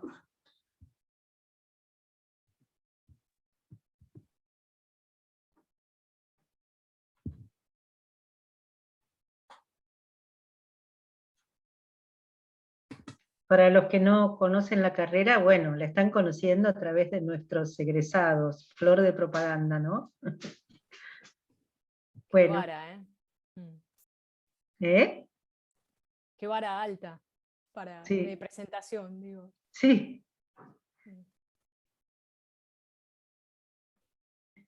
Bueno, comento, ¿puedo? Dale. Un comentario chiquito. No, me detuve en esa relación, se ve que haciendo cada uno diálogo con lo que va pensando en cada momento, pero en la relación entre la comunidad aula de docentes y alumnos de segundo año y la comunidad de los alumnos de primer año, digamos, ¿no? Que habían, y esa relación en términos de las continuidades y rupturas, ¿no? que suelen pasar en ese tránsito de los alumnos de un curso al siguiente, de un año al siguiente, y la necesidad de construir, digamos, espacios en común entre los docentes para poder facilitar esa continuidad, para poder facilitar, bueno, que la producción de esas comunidades pueda seguir viviendo, que, digamos, la construcción de una memoria didáctica más compartida de alguna manera, ¿no? Elementos que le permitan al nuevo docente conocer cosas de la vida, de la historia, del trabajo de ese grupo de alumnos para poder tomar también decisiones que alimenten las decisiones que toma en el año que le toca, ¿no? Y bueno, la necesidad de juntarse con los docentes, juntarse para... Tuve mucha suerte porque en este colegio donde se implementó había mucha comunicación entre docentes. De hecho, el profesor que tuvieron este grupo de alumnos en primer año fue Juan Luna, que creo que todos lo conocemos. Entonces, eso, o sea, estar en comunicación claramente facilita la tarea. Claro, porque un aspecto es el que dice María Emilia, que es imprescindible, pero hay otro que tiene que ver directamente con el objeto de conocimiento, que es que hay una ruptura, y que ese igual que puso INE no es el igual de primer año. Aunque haya comunicación con los docentes, creo que... Pero justamente para, claro, Claro, con ese poder cuadradito gestionar la es- ruptura necesitas gestionar la continuidad, claro. Claro, el cuadradito ese a mí me llama como la advertencia de que el pibe está ahí en segundo, pero tiene su historia como comunidad y todo, de las frases que habrán dicho, que cuando pones iguales, que es igual para todo X, o sea, todas las frases que se habrán armado alrededor de ese signo igual, igualando expresiones algebraicas, fórmulas para contar o lo que fuera, que aparecen ahora, de hay un igual que no es igual que el otro, que están presentes, o sea que los pibes, por más que estemos con, este ejemplo es muy claro, pero creo que siempre, por más que estemos con un tema nuevo, todos los temas anteriores de alguna manera están presentes ahí, con su historia y con las cosas que se hicieron y se dijeron. Más allá del plano que dice Claro, pero la María, que es posibilidad de imprescindible. incorporarlos al objeto de enseñanza tiene que ver con tener conocer, tener elementos, participar de alguna manera de esa historia. ¿Sí?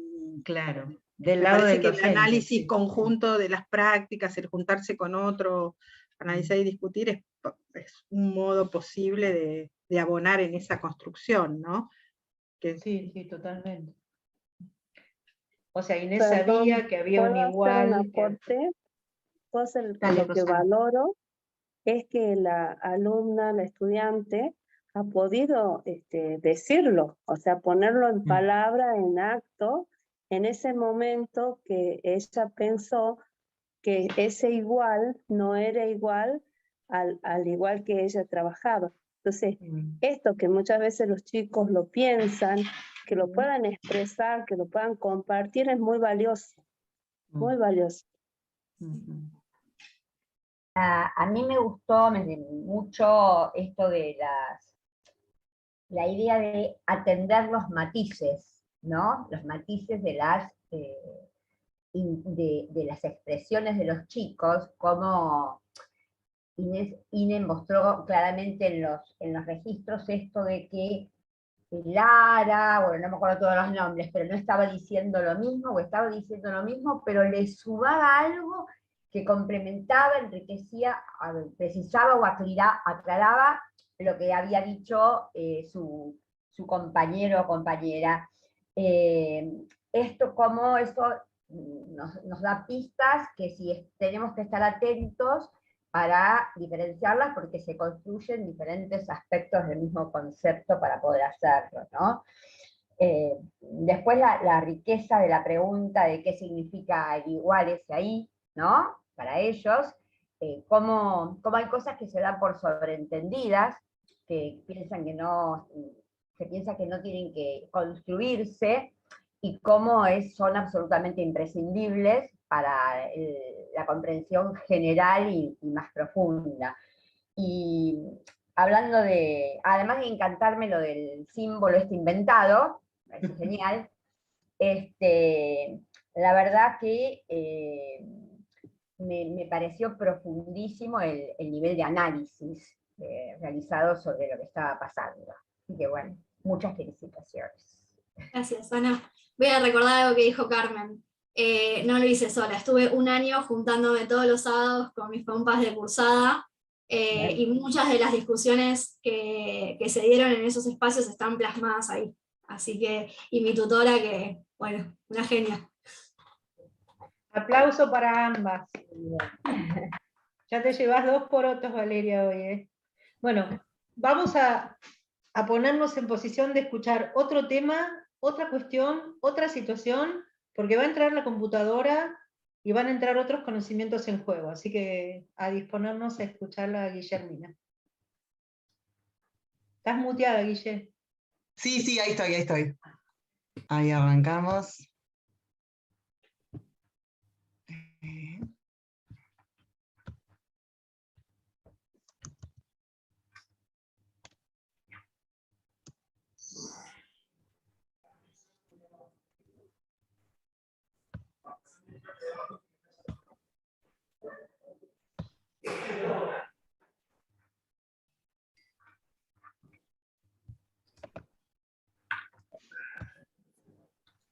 Bueno, ahí está, ahí se ve. Sí. ¿Sí? Bien. A continuación Sí. Les voy a presentar una parte de lo que fue mi trabajo final, que se titula La transformación de las prácticas de enseñanza y aprendizaje de la función homográfica a partir de la incorporación del GeoGebra. El rol de los parámetros en la generación de nuevas prácticas en el aula. Y la tutora o directora fue quien nos acompaña hoy aquí también, Carmen.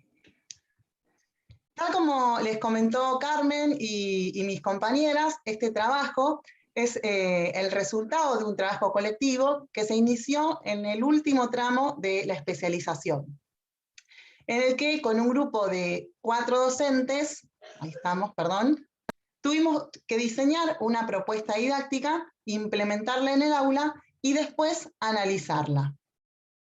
En nuestro caso, durante la instancia de planificación, decidimos abordar la enseñanza de la función homográfica a partir de una secuencia que involucre la incorporación del GeoGebra. La propuesta entonces para este ratito que nos queda es compartirles algunos episodios que se dieron a partir del trabajo con uno de los problemas de esta secuencia, pero antes de avanzar con los episodios, me parece importante, por un lado, hacer una breve presentación de la secuencia y después hacer una presentación del problema teniendo en cuenta algunas particularidades del SOF. Bien. La idea original de la secuencia fue tomada de un documento elaborado por Rodolfo Murúa y María Paula Trigini, que aborda el estudio de la función homográfica a partir de la incorporación del GeoGebra como un cociente entre dos funciones lineales. Miren que voy a poner ahí el puntero. De todas formas, vale aclarar que solo los primeros 2 problemas de la secuencia fueron tomados en su versión original y el resto fueron adaptados o diseñados por el grupo PIA. En total, la secuencia consta de 9 problemas que podemos dividir en 4 grupos. Los primeros 2 problemas, la función homográfica es estudiada como un cociente entre 2 funciones lineales y son actividades a trabajar con lápiz y papel. En los problemas 3 y 4, la función sigue siendo estudiada como un cociente entre 2 lineales, pero ahora se produce la incorporación del GeoGebra. Y a partir de estos problemas nos interesa comenzar a estudiar la noción de asíntota vertical. A partir de los problemas 5, 6 y 7, ya dejamos de estudiar a la función homográfica como un cociente de 2 lineales y comenzamos a estudiar funciones cuya fórmula es de esta forma. H de x es igual a A sobre G de x más B. ¿Sí? A y B son constantes y G de x es una función lineal distinta de 0. A partir de estos problemas nos interesa abordar el estudio de la asíntota horizontal. Y finalmente tenemos los problemas 8 y 9, que son actividades de selección y producción de gráficos. Bien. Vamos ahora a presentar el problema 6, que es el que va a dar lugar a los episodios que vamos a analizar más adelante. Como vimos recién, el problema 6 forma parte del tercer grupo de problemas, donde la función se estudiaba, estaba definida con este tipo de fórmula, ¿sí? A sobre G de x más B, y donde el foco estaba puesto en estudiar la asíntota horizontal. Es decir, que queremos estudiar cuál es el comportamiento de la función a medida que x tiende a más o menos infinito. Lo primero que tenían que hacer las y los estudiantes a partir de este problema era ingresar en la barra de entradas los siguientes parámetros y funciones. Tenían que ingresar a igual a 2 y b igual a menos 3. A y b eran los parámetros. Después tenían que ingresar esta función g de x igual a x más 1. Y finalmente tenían que ingresar la función h de x de manera parametrizada, ¿sí? Ellos tenían que escribir en la barra de entradas h de x es igual a sobre g de x más b. Una vez que daban enter, con todos esos datos, aparecía en la pantalla, en la vista gráfica, iba a aparecer la fórmula de una función, y en la vista gráfica, en la vista algebraica, perdón, en la vista algebraica tenemos la fórmula, y en la vista gráfica, el gráfico de la función correspondiente.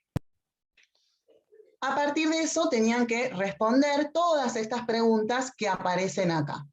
Nosotros nos vamos a centrar solamente en las dos primeras preguntas, que son las que dan lugar a los episodios que vamos a analizar a continuación.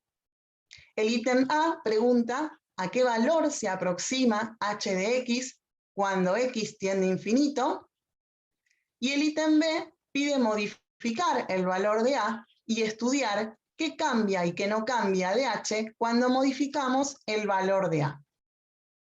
Como podemos ver, hay varias otras preguntas, por ejemplo, el ítem D, que es como el B, pero en lugar de cambiar el valor de A, lo que se cambia es el valor de B, y también se estudia qué se modifica y qué permanece constante. Y así varias preguntas que, como dijimos al principio, apuntan a estudiar el comportamiento de la función cuando x tiende a más o menos infinito.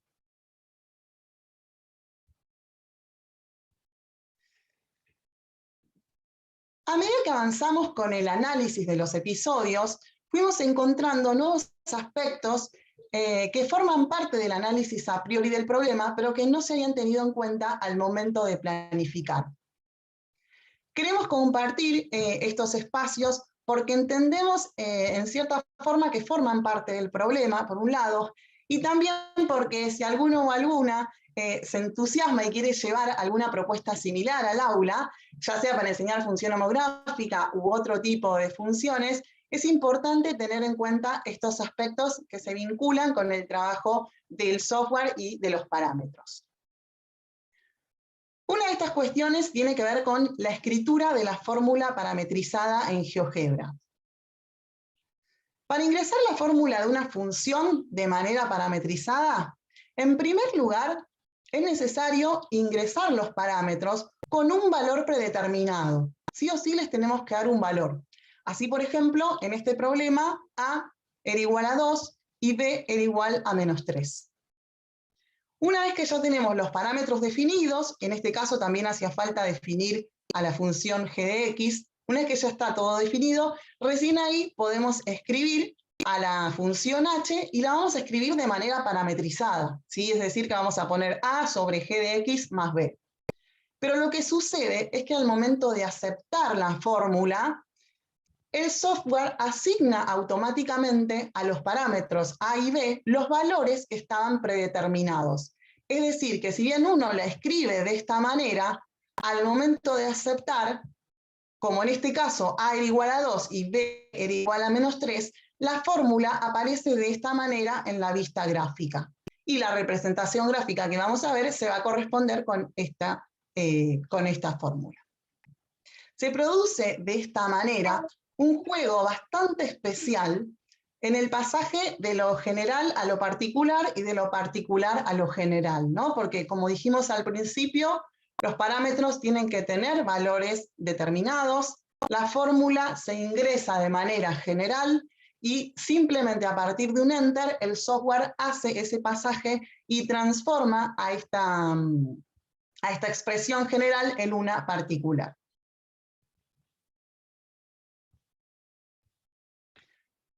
Otra cuestión importante a tener en cuenta tiene que ver con que el GeoGebra llama de la misma manera a dos objetos matemáticos diferentes. Así, por ejemplo, en nuestro caso, llama h de x a la familia de funciones definida como a sobre g de x más b, pero también llama h de x a cada una de las funciones que se obtienen al asignar valores específicos a los parámetros a y b, ¿sí? Por ejemplo, h de x puede ser 2 sobre x más 1 menos 3. Por último, y ya cerrando este análisis del problema, otra cuestión que nos parece importante señalar es el distinto papel que van a cumplir los parámetros a lo largo del problema.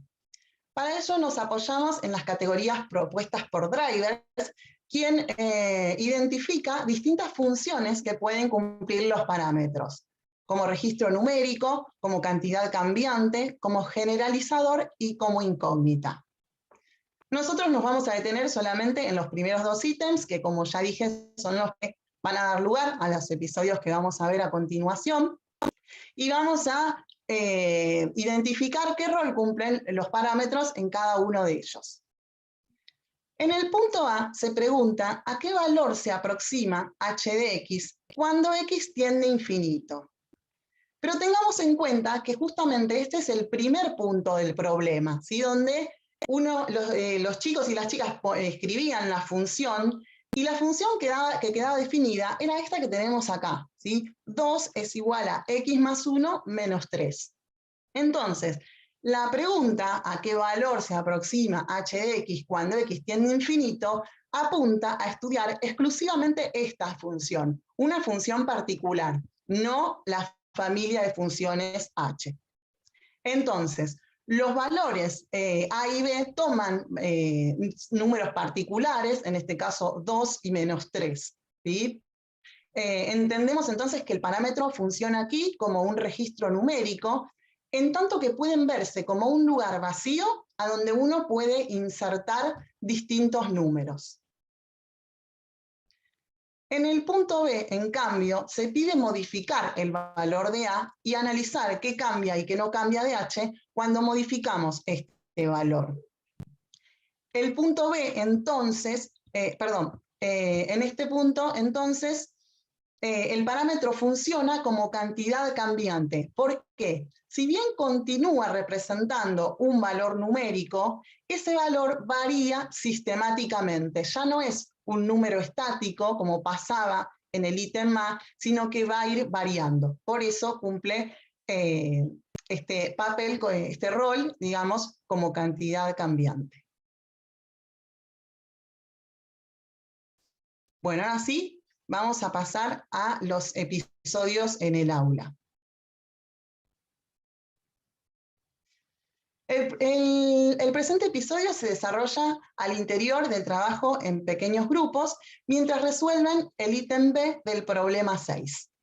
El ítem B, que como vimos recién, pedía modificar el valor de A y estudiar qué cambia y qué no cambia de H cuando se modifica este valor. Entonces, las y los estudiantes estaban en los grupos, cada uno en realidad tenían una computadora cada dos, iban modificando el valor de A y a partir de lo que iban viendo en las pantallas, tanto en la vista algebraica como en la vista gráfica, iban dialogando, tomando nota y demás. Así que lo que voy a compartir ahora es un pequeño fragmento de ese diálogo. Sofía dice, bueno, cambia la raíz, cambia el dominio, cambia el ordenada al origen, cambia el idendo, el dominio y las raíces. ¿No cambiaría todo menos la raíz? Dice Agustina. No, la raíz cambia. Ah, no, la raíz cambia. Cambia todo menos menos 3. Claro, menos 3 siempre va a quedar siendo el i. El valor de i que nunca toca. Lo que cambia es el valor de i que nunca toca. O sea, b nunca cambia, siempre va a ser menos 3. Piénsenlo así, dice Diego. A es el valor de x por el que no pasa, y b es el valor de i, por el que no pasa la función. A partir de este pequeño episodio nos interesa detenernos en el trabajo matemático que puede observarse en este pequeño diálogo. A medida que las y los estudiantes modifican el valor de A, van advirtiendo los cambios que se producen, tanto en la fórmula como en la gráfica de la función, y van elaborando distintas conjeturas, algunas correctas y otras incorrectas, pero no vamos a profundizar en eso por una cuestión de tiempo. Vemos entonces un fuerte trabajo de exploración y elaboración de conjeturas. Una cuestión importante a tener en cuenta es que no solo se trata de observar lo que varía, sino que estudiar lo que cambia y lo que permanece constante al trabajar con parámetros son dos caras de la misma moneda. Respecto a la actividad de representación, al estar trabajando en un entorno computacional, esta actividad adquiere características propias. Se focaliza la atención en la coordinación entre los distintos registros de representación. Por último, respecto a la validación, no se observa en este episodio intentos de validación ni argumentación por parte de las y los estudiantes, pero vale aclarar que en otros momentos de trabajo, con otros problemas o con otros ítems, hubo un trabajo de validación muy interesante. Es decir, no solo se quedaban con lo que se veía en la pantalla, sino que iban a buscar el argumento matemático que justificaba por qué pasaba tal o cual cosa. Pero tampoco nos vamos a detener ahí porque no forma parte de este trabajo. Bueno, para ir cerrando, vamos a pasar al segundo episodio que se desarrolla al comienzo de la puesta en común del problema 6. Nazareno y Sofía pasan al frente, conectan su computadora con la pantalla gigante y empiezan a socializar lo realizado en el ítem A. ¿A qué valor se aproxima h de x cuando x tiende a infinito? Recordemos que para este primer punto, h de x había quedado definido como 2 sobre x más 1 menos 3.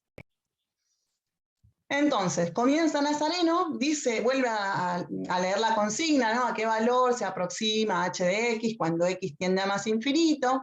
En el gráfico podemos ver a menos 3, lo interrumpe su compañera. Claro, ¿ven? Tiende a menos 3. Y muestra, ahí va señalando que la gráfica tiende a menos 3. Para los valores que da, ¿no? Agrega el profe. Acá les muestro un poquito más grande. Esta sería, digamos, como una réplica de lo que estaban representando en este momento en la pantalla gigante. Y Nazareno lo que estaba señalando era justamente que la función tendía a menos 3. En este momento, uno de los estudiantes levanta la mano, Nicolás, el profe le da la palabra y lo que dice Nicolás es H tiende a B. Sí, bueno, vamos más despacio. Se empiezan a escuchar algunas risas. El profe se pone como un poco incómodo y dice, bueno, sí, está bien. Toma las palabras de Nicolás, pero se lo nota poco entusiasmado con el aporte. Nazareno, en cierta forma, minimiza lo que dice Nicolás y dice, sí, tiende a B.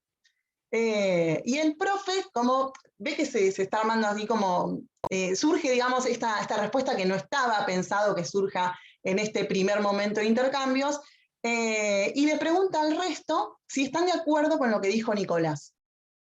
Un alumno pregunta, ¿cómo con lo que dijo Nicolás? Y Nazareno le explica y dice, bueno, que H tiende a B fue lo que dijo. Entonces se escucha como un suave murmullo, pero nadie responde afirmativamente.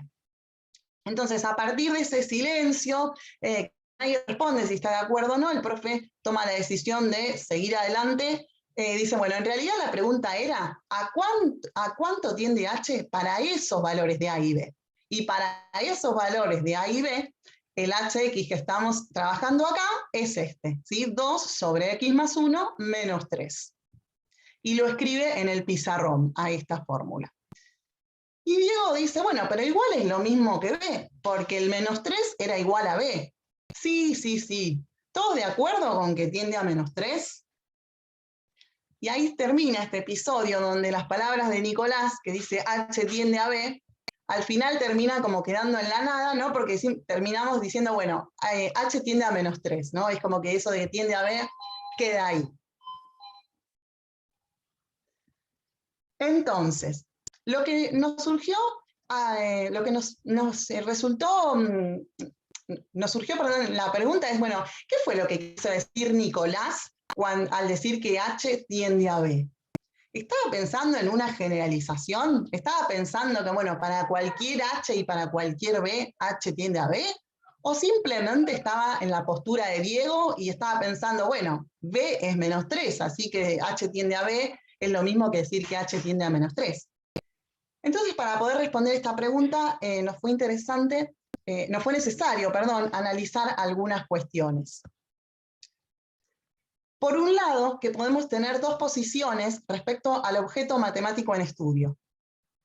Podemos considerar la función h de x como una función particular, es decir, en este caso, h es entendida como un objeto único con valores de a y b concreto. No se concibe que a y b puedan tomar valores diferentes, dando lugar a otras funciones h. Y la otra posición respecto al objeto matemático es considerar a h de x como parte de una familia de funciones. Es decir, que h es entendida aquí como un ejemplo particular de un caso general. Es concebida entonces como parte de una familia de funciones y se entiende que, si bien a y b toman valores particulares, pueden variar y adquirir valores distintos. Entonces, esto por un lado, tener en claro las dos posiciones.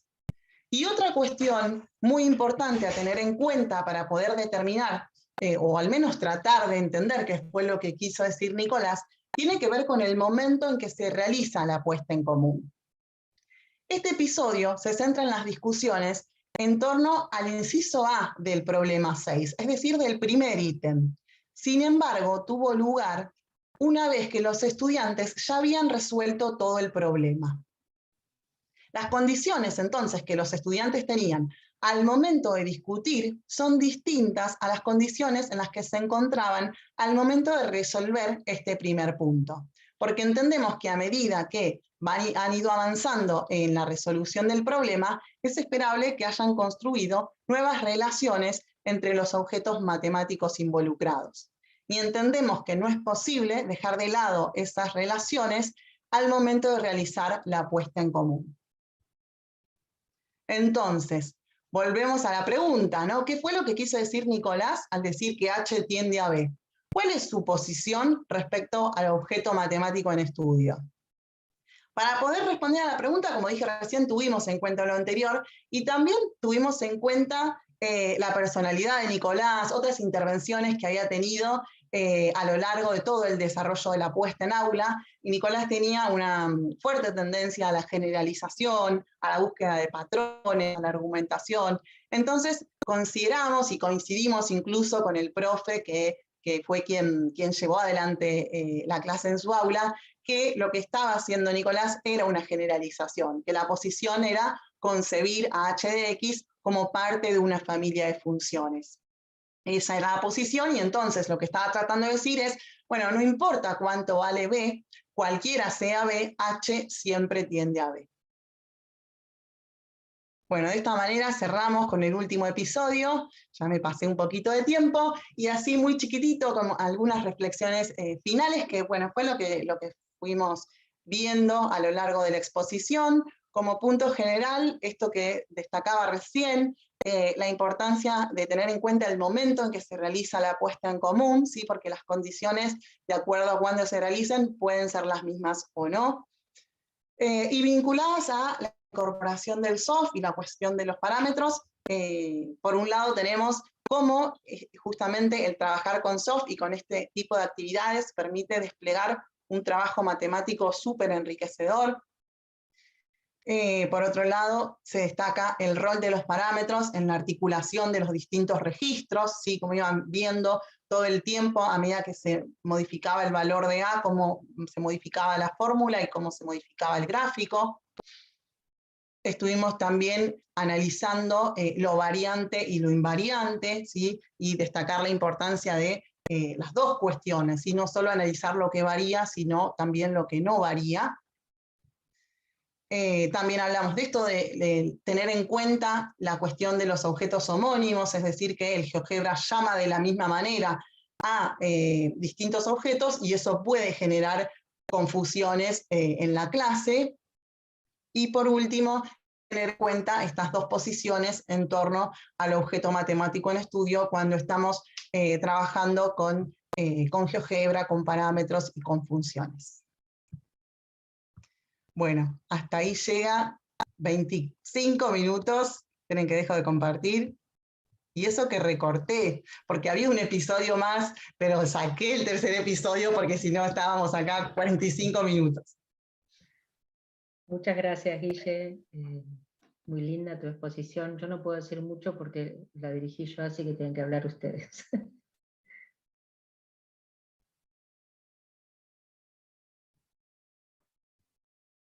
Estás muteada, Ana. Ahí sí, no, me pareció todo, o sea, sumamente interesante. Creo que todos podemos notar la distancia que todavía hoy en día sigue habiendo de la presentación y el trabajo habitual con, bueno, con esto, con el trabajo, valga la redundancia, con funciones.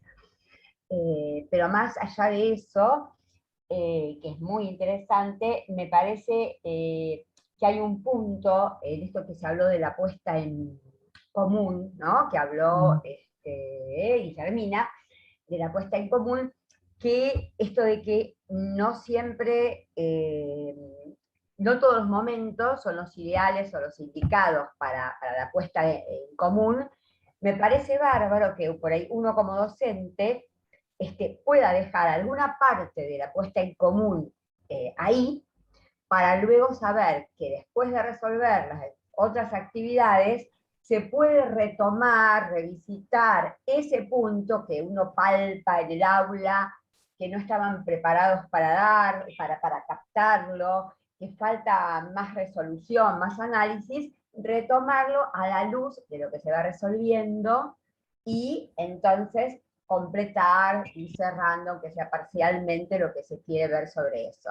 Eso me parece así como muy importante, porque, a ver, a veces en el correr del tiempo uno dice, bueno, esto no quedó mucho, sigamos con nosotros, y a veces está bueno seguir con nosotros, porque sabemos que es difícil en ese momento, puede no ser muy productivo, pero retomarlo en otro momento que tiene más herramientas me parece un aporte muy, muy interesante. Así que bueno, muchas felicitaciones por toda la secuencia, está bárbara. Gracias.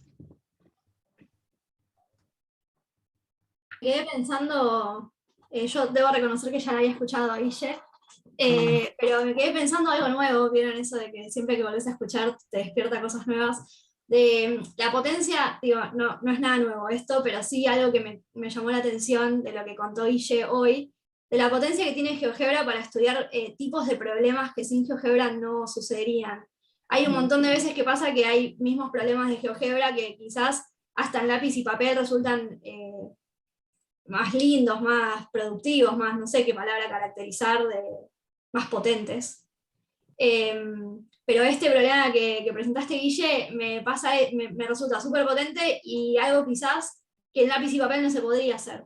O sea, estamos estudiando para cada valor de A y de B una familia de una función diferente. O sea, estamos yendo como para arriba, ¿no? O sea, estamos estudiando una función que va desde A a B hasta una función demográfica. Claro. Eso, sin el GeoGebra, no sé si en lápiz y papel en la secundaria se podría hacer, creo que no. Así que, nada, como volver a valorizar el software en ese sentido, en el sentido de problemas potentes que nos habiliten otras discusiones en el aula, a ver si está re bueno. Sí, totalmente, totalmente. Son nuevos tipos de problemas, nuevos tipos de tareas, y donde se genera también mucha autonomía por parte de las y de los estudiantes.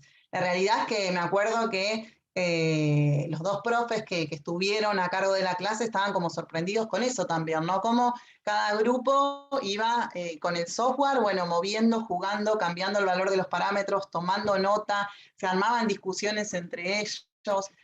Como dije, justo en particular en mis episodios no se vio ningún caso de validación, pero también surgieron validaciones muy interesantes porque decían, bueno, sí, tiende a -3, pero ¿por qué tiende a -3? Entonces empezaron, y no, porque sí, y la verdad que un trabajo muy interesante que sin el software no hubiera sido posible. Sí, sí. Sí, es importante. Lo que pasa es que es el recurso y el uso del recurso, ¿no? Es como que hay gente que vamos desde los portadores numéricos en primaria al uso de esta tecnología, este software, para poder trabajarlo, pero es no solamente tener el recurso, sino entender cómo usarlo para que produzca y potencie el trabajo matemático. Esto me parece que en tu exposición queda muy claro. Me quedé pensando, a mí me pareció fascinante, me excede muchísimo, me excede, o sea, aprendía, yo le escuchaba y trataba de mucho, no es que puedo como reflexionar muy alto sobre eso, pero sí me quedé pensando cuando dijiste, no se metieron en la validación como en otras oportunidades, y a qué lo atribuías, a que estaban muy embalados, como produciendo conjeturas, viendo a ver qué pasaba, y entonces es una cuestión de tiempo, de, bueno, a ver esto por qué pasa, o a qué atribuías, de que, digo, como hipótesis, de por qué ahí no se metieron a validar lo que pasaba.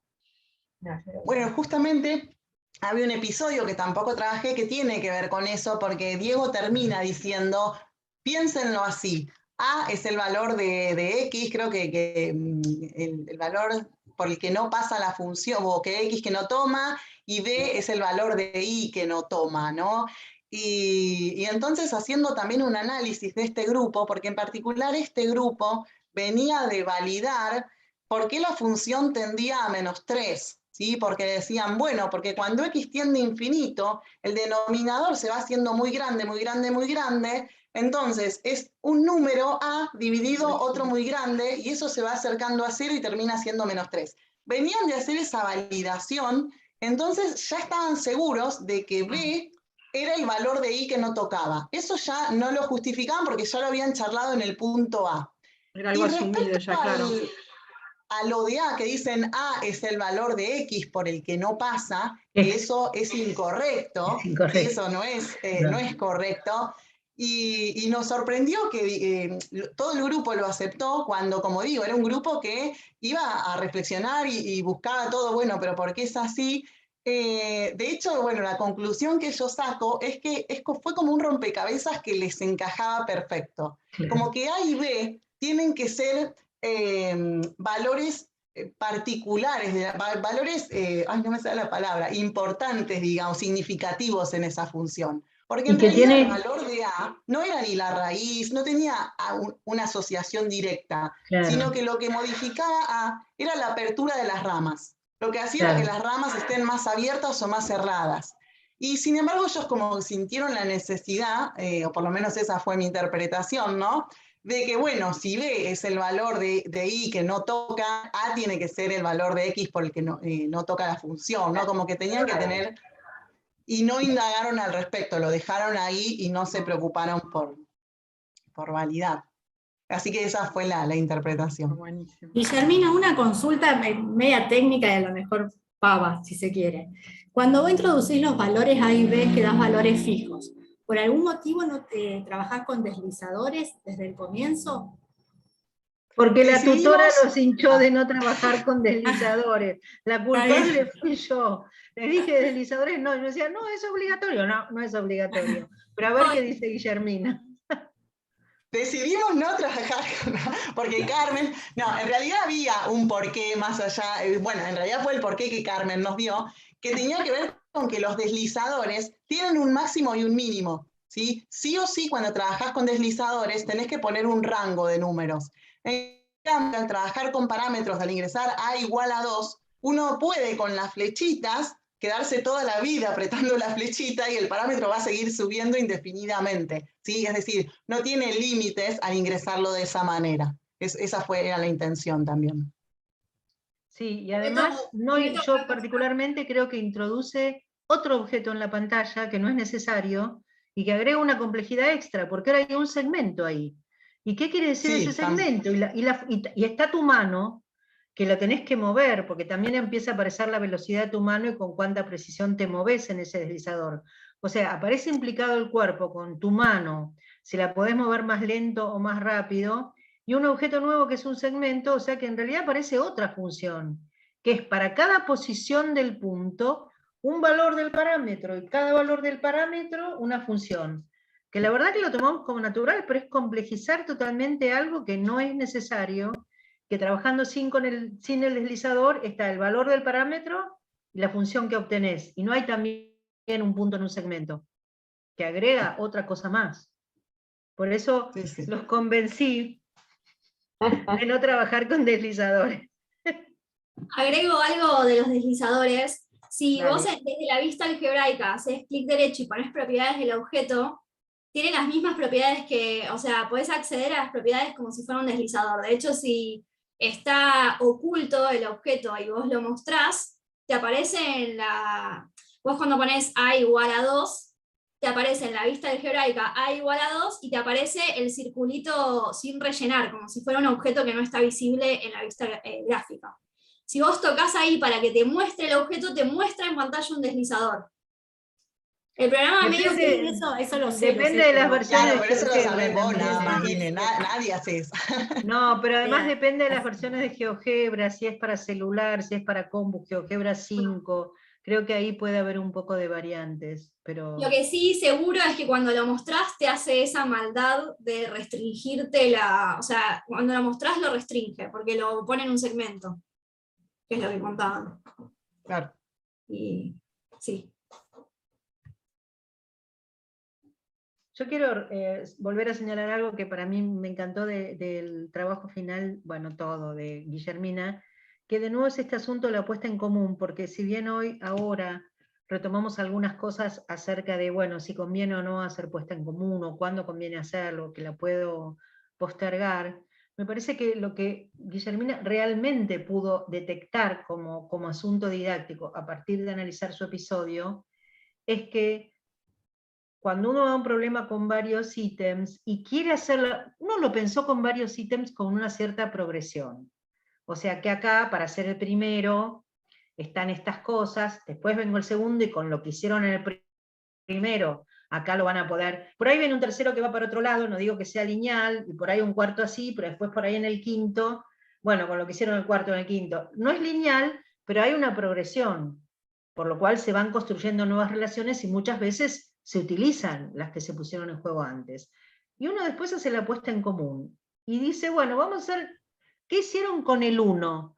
Pero es una pregunta muy fuera de lugar, porque ya no está lo que hicieron con el 1. Está volver a hablar del 1 después de haber hecho el 2, el 3 y el 4. O sea, la pregunta de qué hicieron con el 1 pierde legitimidad o pierde sinceridad, porque la cabeza de los pibes ya tiene todo lo demás adentro. Y cuando van a hablar del 1, podrán hablar del 1, pero lo hablan con todo. No le puedes decir, olvídense de todo lo nuevo que pudieron aprender haciendo el 3, 4 y solamente me hablen del 1. Un poco lo que creo que Guillermina captó, lo estoy tratando de repetir yo, y para mí fue nuevo, es que claro, estará mal preguntar qué hicieron con el 1. Si quiero saber qué hicieron con el 1 solamente, sacarles un papel y decir, bueno, con el 1 hicieron acá tal cosa. Pero si les das la palabra ya viene con todas las ideas y las relaciones del 2, 3, 4, 5, no es el 1 solo. Es una pretensión de separar lo que ya aprendí y hablar de algo cuando sabía menos, suponete. No tiene mucho sentido eso. Cuando hago la puesta en común del 1, me viene todo lo que ya hicieron también con todo lo demás. Lo estoy diciendo medio exageradamente, pero un poco es lo que ella pudo observar a partir de un ejemplo que me parece que se lo lleva y nos lo llevamos todos para cualquier situación, ¿no? Más allá del uso de parámetros, etc. Así que eso. Es que contando un poco, perdón, vale, ahí te doy. Contando un poco el detrás de escena, me acuerdo cuando charlábamos con Carmen este episodio, y yo le decía, no, porque Nicolás está generalizando. Nicolás dice que H tiende a B porque está pensando para cualquier B, y Carmen me decía, pero ¿cómo va a decir eso? A partir de ese primer punto que movió, que vio una función y ya va a generar... No, y yo estaba re segura, claro, pero yo estaba desde mi mirada, sabiendo todo lo que había pasado, y Carmen estaba pensando que solamente había resuelto el ítem A, y Carmen decía, no puede ser que con resolver el ítem A, el pibe haga semejante generalización. Y entonces ahí nos fuimos dando cuenta de, claro, no, sí, estamos hablando del A, pero ya pasó el B, C, D, que eran 8 ítems, ya había pasado todo eso en el medio. Así que estuvo bueno. Vale. No, en el medio pasó todo eso en el sentido de medio también, ¿no? El milieu Claro. que fue cambiando Claro. totalmente, ese es el medio.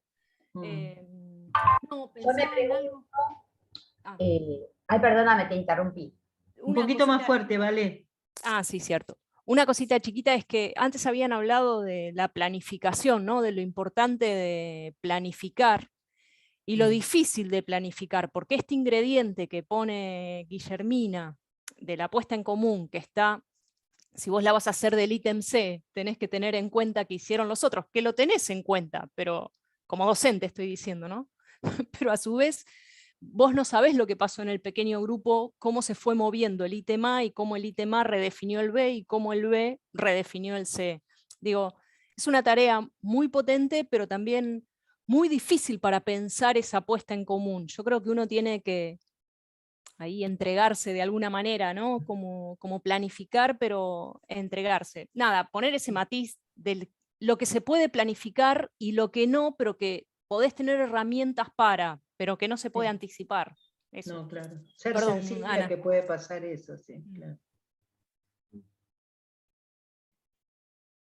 Ana, ¿vos querías decir algo? Sí, yo me quedaba pensando, no sé qué pensarán ustedes, con esto a lo que se refirió recién Carmen y vos antes, sobre que el hecho de que a veces, coincido totalmente en lo que me deja pensando esto de la puesta en común y el arrastre que uno tiene de lo ya realizado, resuelto. En algunas situaciones, en algunos casos, me parece que es como que probablemente pueda servir hacer alguna puesta en común con respecto a algún ítem que necesitamos que parta de eso ya charlado, para evitar la extensión de eso que no está chequeado, por decirlo de alguna manera. Yo creo que a veces, y según en qué secuencias, en qué actividades, conviene no dejar la puesta en común de toda la secuencia. Totalmente. No sé qué es lo que piensan ustedes, pero me parece que esto me permite reasegurarme de algunas cosas, no en todas las secuencias, pero en algunas me parece que es una opción. Sí, seguramente. Sí, seguro. Comparto.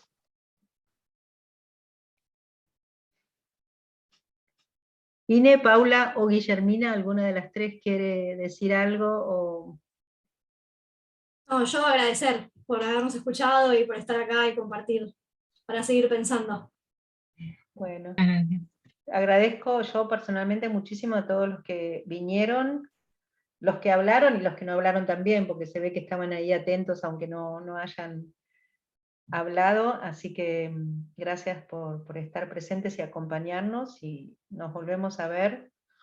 Nos volvemos a ver a mitad de año con nuevos egresados, no sé, por ahí. Qué bueno, ¿no? Qué bueno egresades. estos espacios de difusión, de compartir los TFI, la verdad. Sí, la verdad que son joyitas. Buenísimo, buenísimo. Es que escuchamos hoy son joyitas, así que felicitaciones las a las tres tres, chicas. a las tutoras. Bueno. Gracias. Bueno, gracias. Una Bueno. linda experiencia, la verdad que Hermoso. lindo. Muy bueno. Nos vemos. Hay algunas caritas que ya van a mucho. estar por acá, ya las veo. Sí, hay gente del CCC también, que Mira.